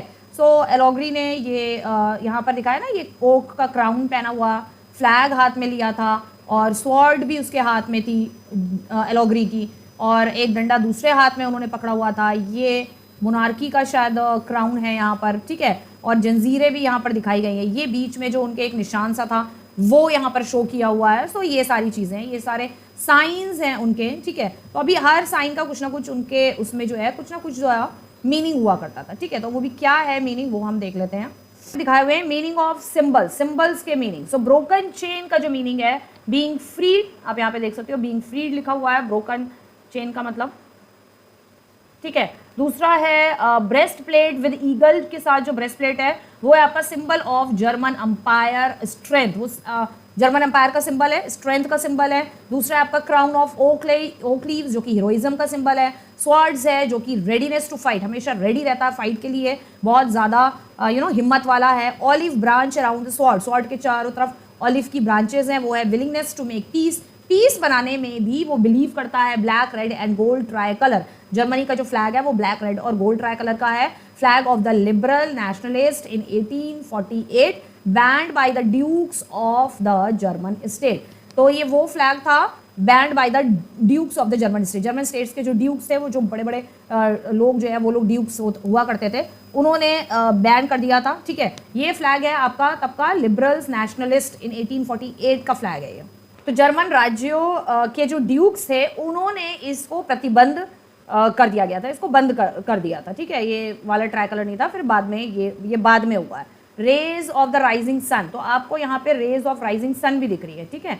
ये रेज दिख रही है आपको पीछे, ये दिख रही है आपको रेज, ये रेज दिख रही है ऑफ राइजिंग सन, उगते हुए सूरज की कुछ रेज आपको यहाँ पर दिख रही होंगी, ठीक है। तो इन रेज का भी अपना अलग मीनिंग है, यहाँ पे दिखा हुआ है beginning of a new era, जिसका मीनिंग है रेज ऑफ राइजिंग सन यानी कि beginning of new era, new era का बिगनिंग हो रहा है, ठीक है। तो ये सारी अलग अलग चीज़ें थी, अलग अलग सिंबल्स के अलग अलग अपने अपने अलग अलग मीनिंग्स भी थे। अपने नेक्स्ट टॉपिक पर, and that is nationalism and imperialism. So next हमारा ये टॉपिक है और अब हम इसको कंटिन्यू करते हैं अपने टॉपिक को। सो नेशनलिज्म और इंपीरियलिज्म में हम देखेंगे कि नेशनलिज्म की जो अब तक जैसे नेशनलिज्म को लेके इतनी सारी चीज़ें जो हो रही थी और इंपीरियलिज्म दोनों में क्या डिफरेंस है, ठीक है, कि नेशनलिज्म क्या है, इंपीरियलिज्म क्या है, ये हम इसमें अब देखेंगे। So last quarter of the 19th century, यानी कि अब आ गया है last quarter of the 19th century का, यानी कि 19th सेंचुरी जो चल रही थी यानी 1880 और 90 का पीरियड अब यहाँ पर आ गया है। And now we have to see what happen in these years और लास्ट डिकेड्स में क्या हुआ, आपके 10, 20 या 30 ईयर्स में क्या क्या चीज़ें हुई नेशनलिज्म को लेके, इंपीरियलिज्म को लेके, कुछ ऐसा अगर हुआ तो वो सारी चीज़ें हम देखेंगे। नेक्स्ट आता है nationalism no longer retain its idealistic liberal democratic sentiments of the first half of the century, यानी first half of the 19th century के time period में nationalism no longer retain its idealistic liberal democratic sentiments, यानी कि nationalism क्या है, nationalism है आपका democratic की feeling होना, nation एक nation state होना, nationalism हम यूरोप पढ़ रहे हैं तो नेशन स्टेट बनना कि एक कंट्री को हमें नेशन स्टेट बनाना है, ठीक है, डेमोक्रेटिक गवर्नमेंट होना, लिबरलिज्म होना उस कंट्री में। तो स्टार्टिंग की सेंचुरी में जो है ये सारे जो आइडियल चीज़ें थी ना, ये सारे जो वर्ड्स थे आइडियलिस्टिक, लिबरल, डेमोक्रेटिक, ये जो सेंटिमेंट्स थे ये इतना ज़्यादा इम्पैक्ट लॉन्ग मतलब नो लॉन्गर रिटेन, बहुत ज़्यादा लॉन्ग टाइम तक रिटेन नहीं रह पाए, ठीक है, of the first half of the century, but became a narrow creed with limited ends. लेकिन जो है एक नैरो क्रीड, ठीक है, बट एक नैरो जैसे यहाँ पर लिखा मतलब कि कहने का मतलब है एक बहुत पतली सी लाइन एक तरीके से रह गई एक लोगों के मतलब माइंड में। एक इतना सब कुछ हुआ यूरोप में नेशनलिज्म को लेकर, इतना सब कुछ हुआ, लेकिन स्टिल एक सीमित लक्ष्य रह गया इसका कि मतलब एक पर्टिकुलर कुछ थोड़े टाइम तक कुछ लोगों के दिमाग में जाकर एक ये नैरो रह गया लोगों के माइंड में, मतलब एक नैरो सी चीज़ रह गई कि हाँ नेशनलिज्म कोई चीज हुआ करती थी। And so nationalist group became increasingly intolerant of each other and ever ready to go to war. राष्ट्रवादी समूह एक दूसरे के प्रति असहिष्णु होते गए और युद्ध के लिए हमेशा तैयार रहते थे। और नेशनलिस्ट ग्रुप जितने भी थे, मतलब जितने भी नेशनलिस्ट ग्रुप थे वो आपस में एक दूसरे के लिए इनटॉलरेंस वाली भावना रखते थे, ठीक है, मतलब उनके अंदर टॉलरेंस वाली कोई चीज़ नहीं थी। मतलब नेशनलिज्म चाहिए भी, लेकिन नेशनलिज्म कुछ को लिबरल्स चाहिए, कुछ नेशनलिज्म कंजर्वेटिव्स वाले नेशनलिज्म भी कुछ मतलब लोग थे जिनको जो कंजर्वेटिव थे लेकिन नेशनलिज्म चाहिए लेकिन कंजर्वेटिव थे, ठीक है। तो मतलब जो ग्रुप्स थे ये नेशनलिज्म या नेशनलिस्ट जो ग्रुप थे वो एक दूसरे को बर्दाश्त नहीं कर पाते थे, ठीक है। और ऑल द टाइम वो जो थे और वॉर करने के लिए रेडी रहते थे, मतलब एक दूसरे को बर्दाश्त करने की भावना उन लोगों के अंदर नहीं थी। दो दे आर नेशनलिस्ट, लेकिन एक दूसरे को बर्दाश्त नहीं कर सकते थे। नेशनलिज्म में है क्या? नेशनलिज्म है डेमोक्रेटिक कंट्री होना, कंट्री की रिस्पेक्ट करना, रिपब्लिक होना, लिबरल होना, इक्वालिटी, जस्टिस, फ्रेटर्निटी, सब लोग मिलजुल के रहना। लेकिन जब आप एक दूसरे को बर्दाश्त ही नहीं कर सकते तो नेशनलिज्म का कोई मीनिंग नहीं है, नेशनलिस्ट का कोई मीनिंग नहीं है कि आप अपने आप को नेशनलिस्ट कहलाओ, इसका कोई सेंस नहीं बनता है। ठीक है, नेक्स्ट हम देखते हैं। नेक्स्ट है the major European powers manipulated the nationalist aspirants. बहुत सारी यूरोपियन पावर्स अभी भी थी, यानी कि किंग की मोनार्की वाली पावर्स कहीं कहीं पे अभी भी ऐसी यूरोपियन पावर्स थी जो कि नेशनलिस्ट वाले जो ग्रुप ऑफ पीपल थे उनको अभी भी जो है मैनिपुलेट करती थी। उनको मैनिपुलेट कर मतलब उनको भड़काते रहते थे वो लोग एस्पिरेंट्स को, एस्पिरेशंस को of the subject people in Europe to further their own imperialistic aim, कि फिर से जो है यूरोप में जो है क्या आ जाए, साम्राज्यवाद आ जाए। तो इसके लिए वो लोग जो नेशनलिस्ट थे उनको भड़काते रहते थे, उनको मैनिपुलेट करते थे, घुमाते थे अपनी बातों से।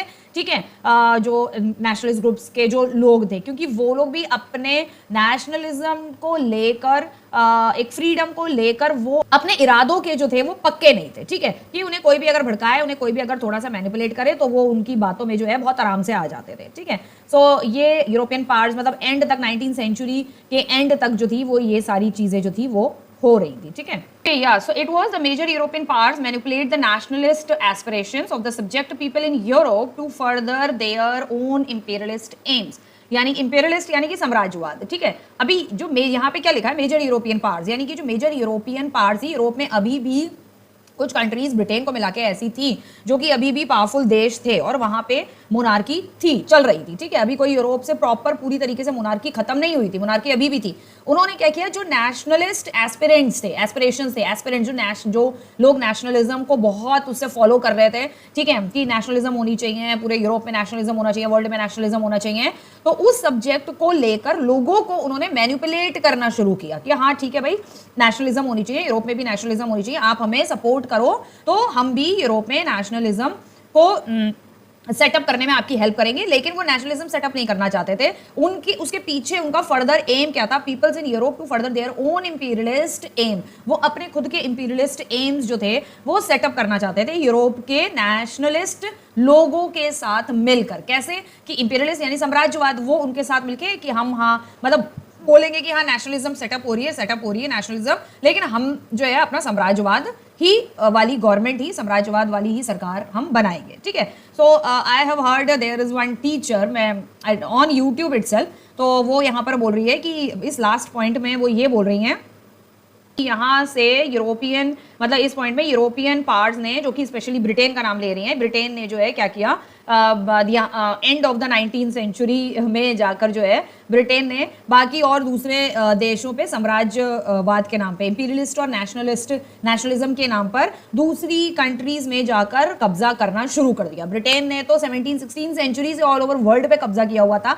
And she tells the student the meaning of this line, इस लाइन का मीनिंग वो ये बता रही है कि इस लाइन में ये लिखा है कि ब्रिटेन जो है धीरे धीरे end of the 19th century के एंड तक उसने दूसरे देशों पे जाके जो है कब्जा जमाना। आई जस्ट शॉक्ड कि वो ये बता रही है इस लाइन में, अमेजिंग। खैर एनीवेज, नेक्स्ट हम चलते हैं अपने कॉन्फ्लिक्ट ओवर बाल्कान। बाल्कान जो है एक पर्टिकुलर एरिया है यूरोप में, 1871 का ये कॉन्फ्लिक्ट है। बाल्कान का ये कॉन्फ्लिक्ट, ये वही सेम कॉन्फ्लिक्ट है, ठीक है, मतलब सेम कॉन्फ्लिक्ट नहीं है, आई मीन टू से ये वही सेम रीजन है जिसके लिए आज के टाइम पीरियड पे अगर आप बात करें, आज का अगर आप एग्जांपल लें तो आज के एग्जांपल को देखते हुए आज भी बाल्कान वाले स्टेट्स, बाल्कान वाला जो एरिया है वहाँ अमेरिका और नाटो और रशिया, इन सब ने बाल्कान पे जो है अटैक कर रखा है और मतलब हर कंट्री चारों तरफ से बाल्कान को अपने कब्जे में करने के चक्कर में जो है लगी हुई है। क्योंकि बाल्कान बेसिकली जो है, बाल्कान वो रीजन है जहां पर सबसे ज्यादा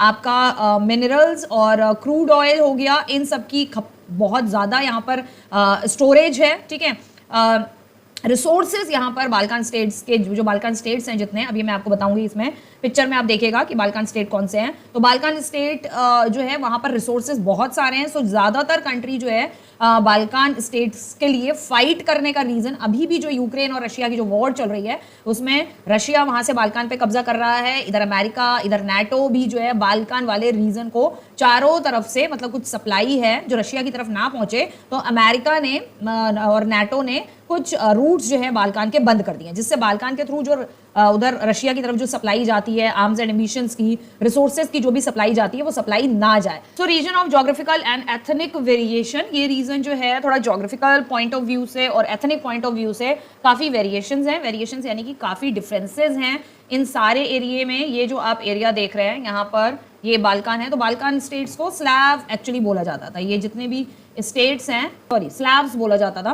तो ये ज्योग्राफिकल पॉइंट ऑफ व्यू से काफ़ी डिफरेंट रीजन है, और साथ साथ में मैंने आपको जैसे प्रीवियसली बताया कि यहाँ पे रिसोर्सेज बहुत ज़्यादा है, और ज़्यादातर लोग जो है ज़्यादातर सॉरी कंट्री जो है वो यहीं से ये रूट ही फॉलो कई कंट्रीज़ करती हैं अपने रिसोर्सेज के लिए, क्योंकि इस एरिया में रिसोर्सेज बहुत ज़्यादा है। और यहाँ पे ये जितने भी स्टेट्स आप देख रहे हो, बुल्गारिया है, Macedonia, Albania, Greece, Serbia, okay, Montenegro, Kosovo, Croatia, okay, Bosnia, ये जितने भी स्टेट्स हैं ये ज्योग्राफिकल पॉइंट ऑफ व्यू से भी बहुत ज़्यादा अलग है। अलग क्या है कि कुछ स्टेट हैं जो कि मिडिल में है, जैसे ये बुल्गारिया, ये मिडिल में है, तो इसके आसपास जो है यहाँ पर आपके कंट्री से लगा हुआ सटा हुआ ओशन है, ठीक है। जो बीच में है जैसे कसावो है, तो यहाँ पर किसी भी तरीके का कोई ओशन या सी वगैरह नहीं है।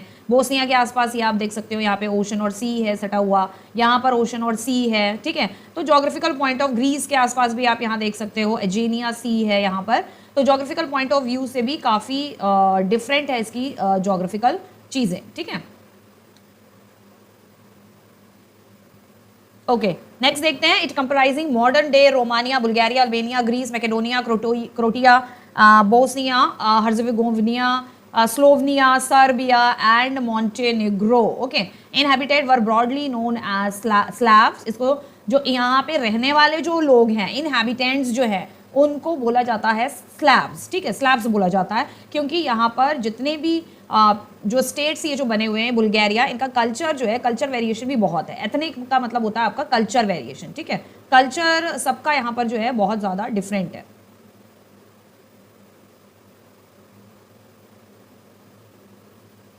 सो कल्चर यहाँ सबका एक दूसरे से बहुत डिफरेंट है। रोमानिया का कल्चर बुल्गारिया से अलग है, बुल्गारिया का टर्की से है, टर्की से अल्बेनिया का,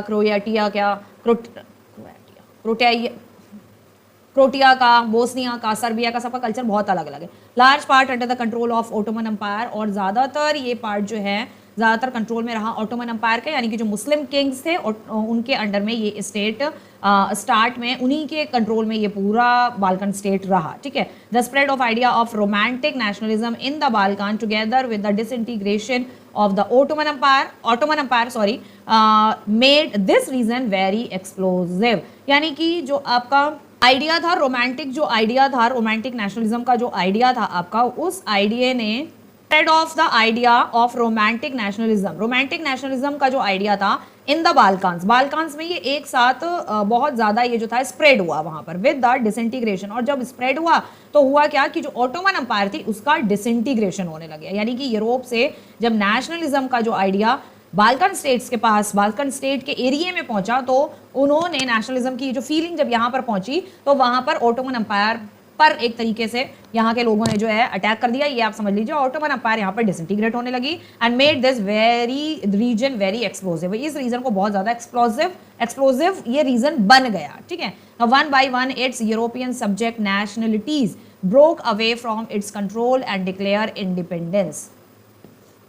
तो नेशनलिज्म की फीलिंग जब यहाँ पर आई तो हुआ क्या कि एक एक करके जो है यूरोपियन जो नेशनलिस्ट थे, मतलब इट्स यूरोपियन सब्जेक्ट नेशनलिस्ट जो था वो अब बेसिकली एक यूरोपियन सब्जेक्ट जो है माना गया, ठीक है। तो ये जो यूरोपियन सब्जेक्ट था नेशनलिस्ट, इसके बाल्कन स्टेट्स के में आने से, इसके बाल्कन एरिया में आने से ब्रोक अवे सारा जो धीरे धीरे ये सारे अलग अलग जो आप यहाँ पे स्टेट्स देख रहे हो, ये धीरे धीरे इसके कंट्रोल से, इसके ऑटोमन अंपायर के कंट्रोल से धीरे धीरे जो है ये अलग होने लग गए, उनके नियंत्रण से अलग हो गए और अपने आप को इन्होंने जो है स्वतंत्र घोषित कर दिया, अपने आप को इंडिपेंडेंस करार दे दिया, ठीक है। तो ये था बाल्कन कॉन्फ्लिक्ट। और अभी जो हो रहा है बाल्कन कॉन्फ्लिक्ट, इस रीज़न वही है, जगह वही है, स्टेट्स वही है, बस यही है कि नाटो ने बहुत सारी जगहों से बाल्कन का बाल्कन का क्या कहेंगे रूट जो है वो कट कर दिया है, क्योंकि उसी रूट से और कुछ बाल्कन एरिया से भी जो है रिसोर्सेज जाते हैं रशिया की तरफ, तो रशिया लड़ाई ना लड़ पाए तो उसका रास्ता जो है, उसका जो रूट है वो बंद कर दिया है, ठीक है। हम intense rivalry, fiercely jealous of each other and each hope to gain more territory at an expenses of the others. अब यहाँ पर क्या हो रहा था, हर एक चाहता था इधर नेशनलिज्म को, नेशनलिस्ट पीपल्स को जो भड़का रहे थे, आपके जो अदर यूरोपियन पार्ट्स थी वो भी यही चाहती थी कि नेशनलिस्ट जो पीपल्स हैं वो हमारे कहने पर आए और हम फिर से जो है फिर से यूरोप के देशों को जो है, जो नेशनलिज्म इतनी जो बाढ़ आ गई थी नेशनलिज्म की, तो हम फिर से यूरोप के देशों को जो है, नेशनलिज्म धीरे धीरे इंडिपेंडेंस हो रही थी, बहुत सारी कंट्रीज इंडिपेंडेंस हो रही थी, तो वो यही चाह रहे थे कि फिर से हम जो है नेशनलिज्म को, इंपीरियलिज्म तो कम से कम बना ही दें, हम एब्सोल्यूट मोनार्की ना बनाए, तो इंपीरियलिज्म तो हम साम्राज्यवाद तो हम कम से कम ले ही आए, ठीक है। तो सभी एक दूसरे से बड़ी जेलेसी रखने लग गए थे और इधर बाल्कन स्टेट्स में भी ये सारी चीज़ें हो रही थी। हर कोई चाह रहा था कि हम इसकी टेरिटरी अपना कब्जा कर लें, हम इनकी टेरिटरी कब्जा कर लें। नेशनलिज्म है तो नेशनलिज्म के नाम पर एक दूसरे की टेरिटरी भी कब्जा करने की होड़ ये भी चल पड़ी थी अब, क्योंकि देखो ये हम नहीं कह सकते कि यूरोपियन कंट्रीज या ब्रिटेन ने इस 19th सेंचुरी के एंड में जाकर फिर नेशनलिज्म के नाम पर दूसरी कंट्रीज पर कब्जा किया, नहीं। यूरोपियन कंट्री और स्पेशली ब्रिटेन ने जो है 19th सेंचुरी के एंड में नहीं, ब्रिटेन 16th-17th सेंचुरी से ही जो है कब्जा जमाना उसने ऑल ओवर वर्ल्ड पे उसने कब्जा किया, और इंडिया में 1601 से लेके 1603 के आसपास अकॉर्डिंग टू द हिस्टोरियंस इसके आसपास वो इंडिया ट्रेड करने आ गए थे, और करीब 17th century, half of the 17th century खत्म होने के बाद उन्होंने इंडिया पे जो है more than half of the century खत्म होने के बाद उन्होंने इंडिया पे जो है कब्जा जमाना उनका शुरू हो गया था। धीरे धीरे उन्होंने इंडस्ट्रीज पे, एग्रीकल्चर पे, ब्ला ब्ला ब्ला, वो आपने 8th में पढ़ाई है, ठीक है। तो यहाँ पर भी अभी बहुत सारी चीजें ये हो रही थी। अब यहाँ पर नेशनलिज्म के नाम पर जो है, और जो यूरोपियन कंट्रीज थी, दूसरी जो कंट्रीज थी वो नेशनलिज्म के नाम पे सारी अपनी टेरिटरीज, दूसरी टेरिटरीज पे जो है कब्जा जमाने के चक्कर में थी, और विदाउट एनी एक्सपेंसेस, मतलब उनका एक्सपेंस हो, उनका खर्च हो और किसी का खर्च ना हो, at the expense of the others. So rivalry among Russia, अभी रशिया में भी राइवलरी हो गई, जर्मनी हो गई, England, Austria Hungary, was over trade and colonies as well as naval and military को लेकर इन सारी कंट्रीज में आपस में लड़ाई झगड़ा मचा रहा, और इसी लड़ाई झगड़े मचने के वजह के दौरान जो है यहाँ पर फाइनली फर्स्ट वर्ल्ड वॉर हुआ। इसी में जो मेन लीड था वो था ऑस्ट्रिया हंगरी और सर्बिया के बीच में जो है आपका ये लड़ाई झगड़ा। सबसे पहले ऑस्ट्रिया हंगरी और सर्बिया के बीच में, कुछ इसके पीछे रीजन है, वो कभी फर्स्ट वर्ल्ड वॉर पढ़ाऊंगी या नाजिज्म और हिटलर वाला जो पढ़ाऊंगी तब मैं आपको उसमें बताऊंगी what is the main reason for first world war का मेन रीजन क्या था, ठीक है।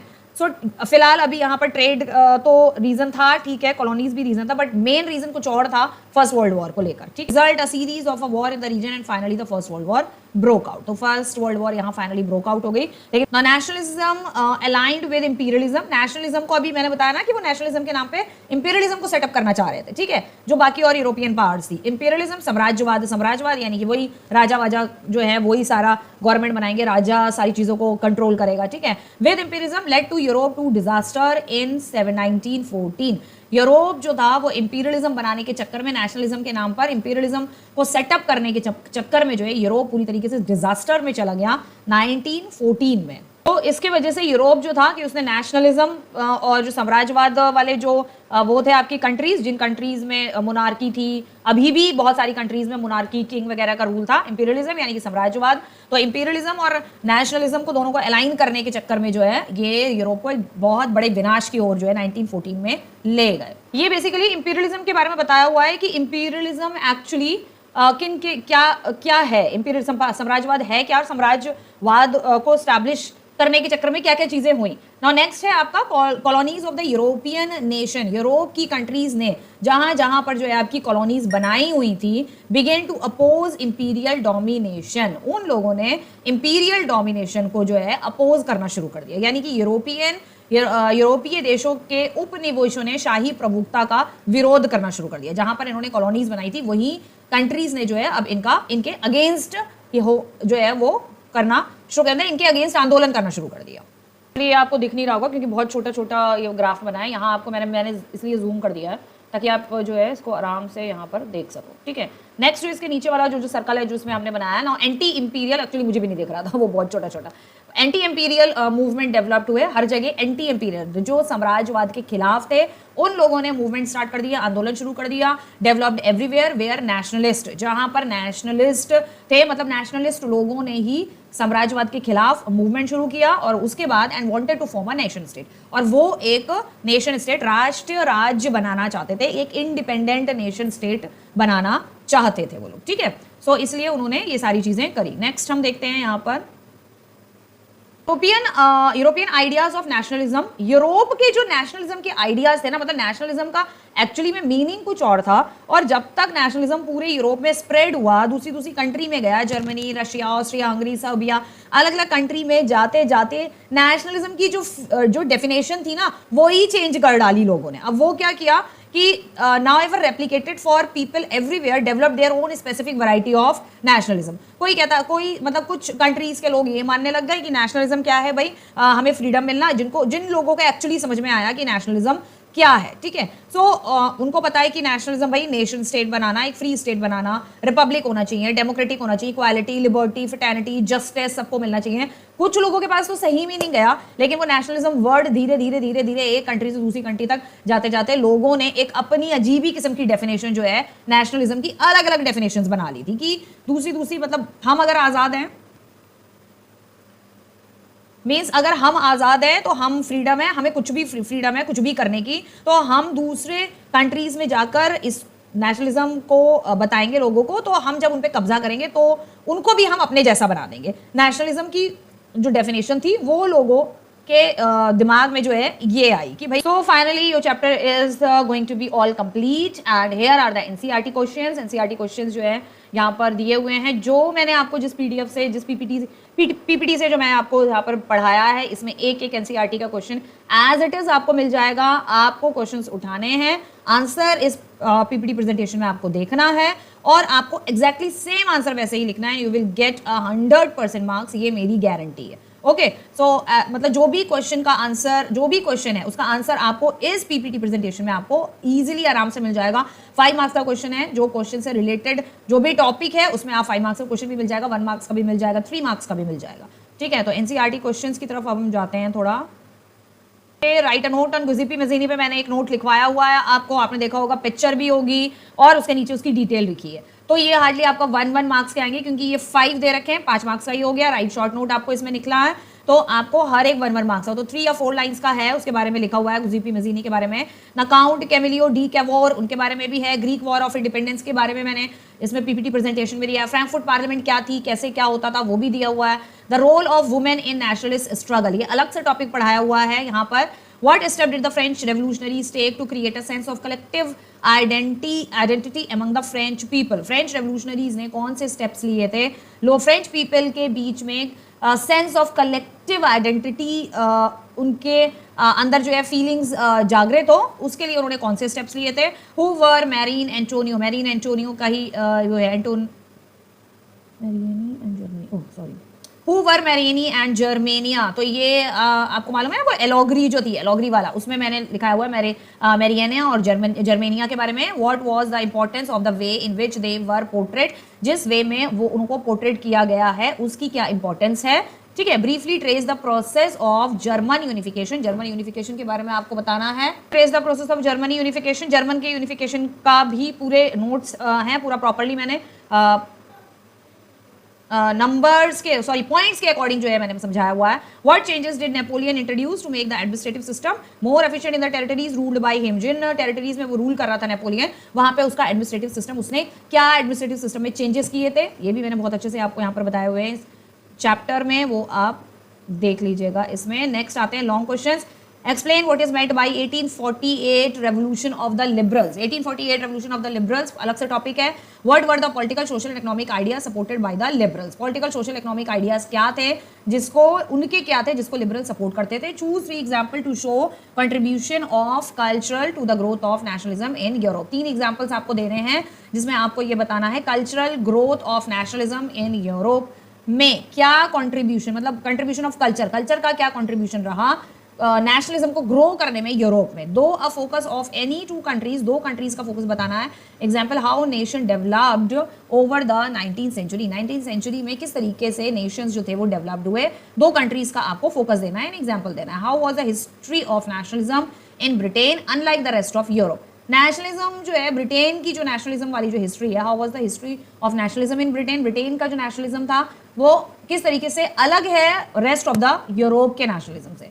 Why did nationalist tensions emerge in the Balkans, nationalist tensions क्यों हुई बाल्कान्स में, बाल्कान्स में नेशनलिस्ट टेंशन मतलब क्यों हुई थी, क्योंकि जो रोमांटिक नेशनलिज्म था वो आइडिया जो था वो बाल्कान पहुंचा, तो वहां पे ऑलरेडी ऑटोमन अंपायर थी, तो वो जो लिखा हुआ है वो सारे पॉइंट्स बाल्कान स्टेट वाले, ऑटोमन अंपायर जब थी तो वहाँ के लोगों ने जो है नेशनलिज्म की जो ये फीलिंग थी उस वो इतने कूट कूट के भर गई उनके अंदर रोमांटिक नेशनलिज्म की वजह से, जो पोएम्स वगैरह पोट्रीज वगैरह उन्होंने सब पढ़ी, उन्होंने ऑटोमन अंपायर को जो है गिरा दिया, ख़त्म कर दिया और अपने आप को खुद से उन्होंने अपने स्टेट्स को जो है इंडिपेंडेंट डिक्लेयर कर दिया। ठीक है, तो ये हैं क्वेश्चंस। आई होप आप लोग को चैप्टर पसंद आया होगा और हाँ चैप्टर बहुत लॉन्ग था, नो डाउट कहीं कहीं पर हम लोग जो है बच्चे ऑब्वियसली बोर हो ही जाते हैं क्योंकि चैप्टर इज़ टू लेंथी, बहुत लेंथी है, बहुत सारी कंफ्यूजिंग चीज़ें भी हैं।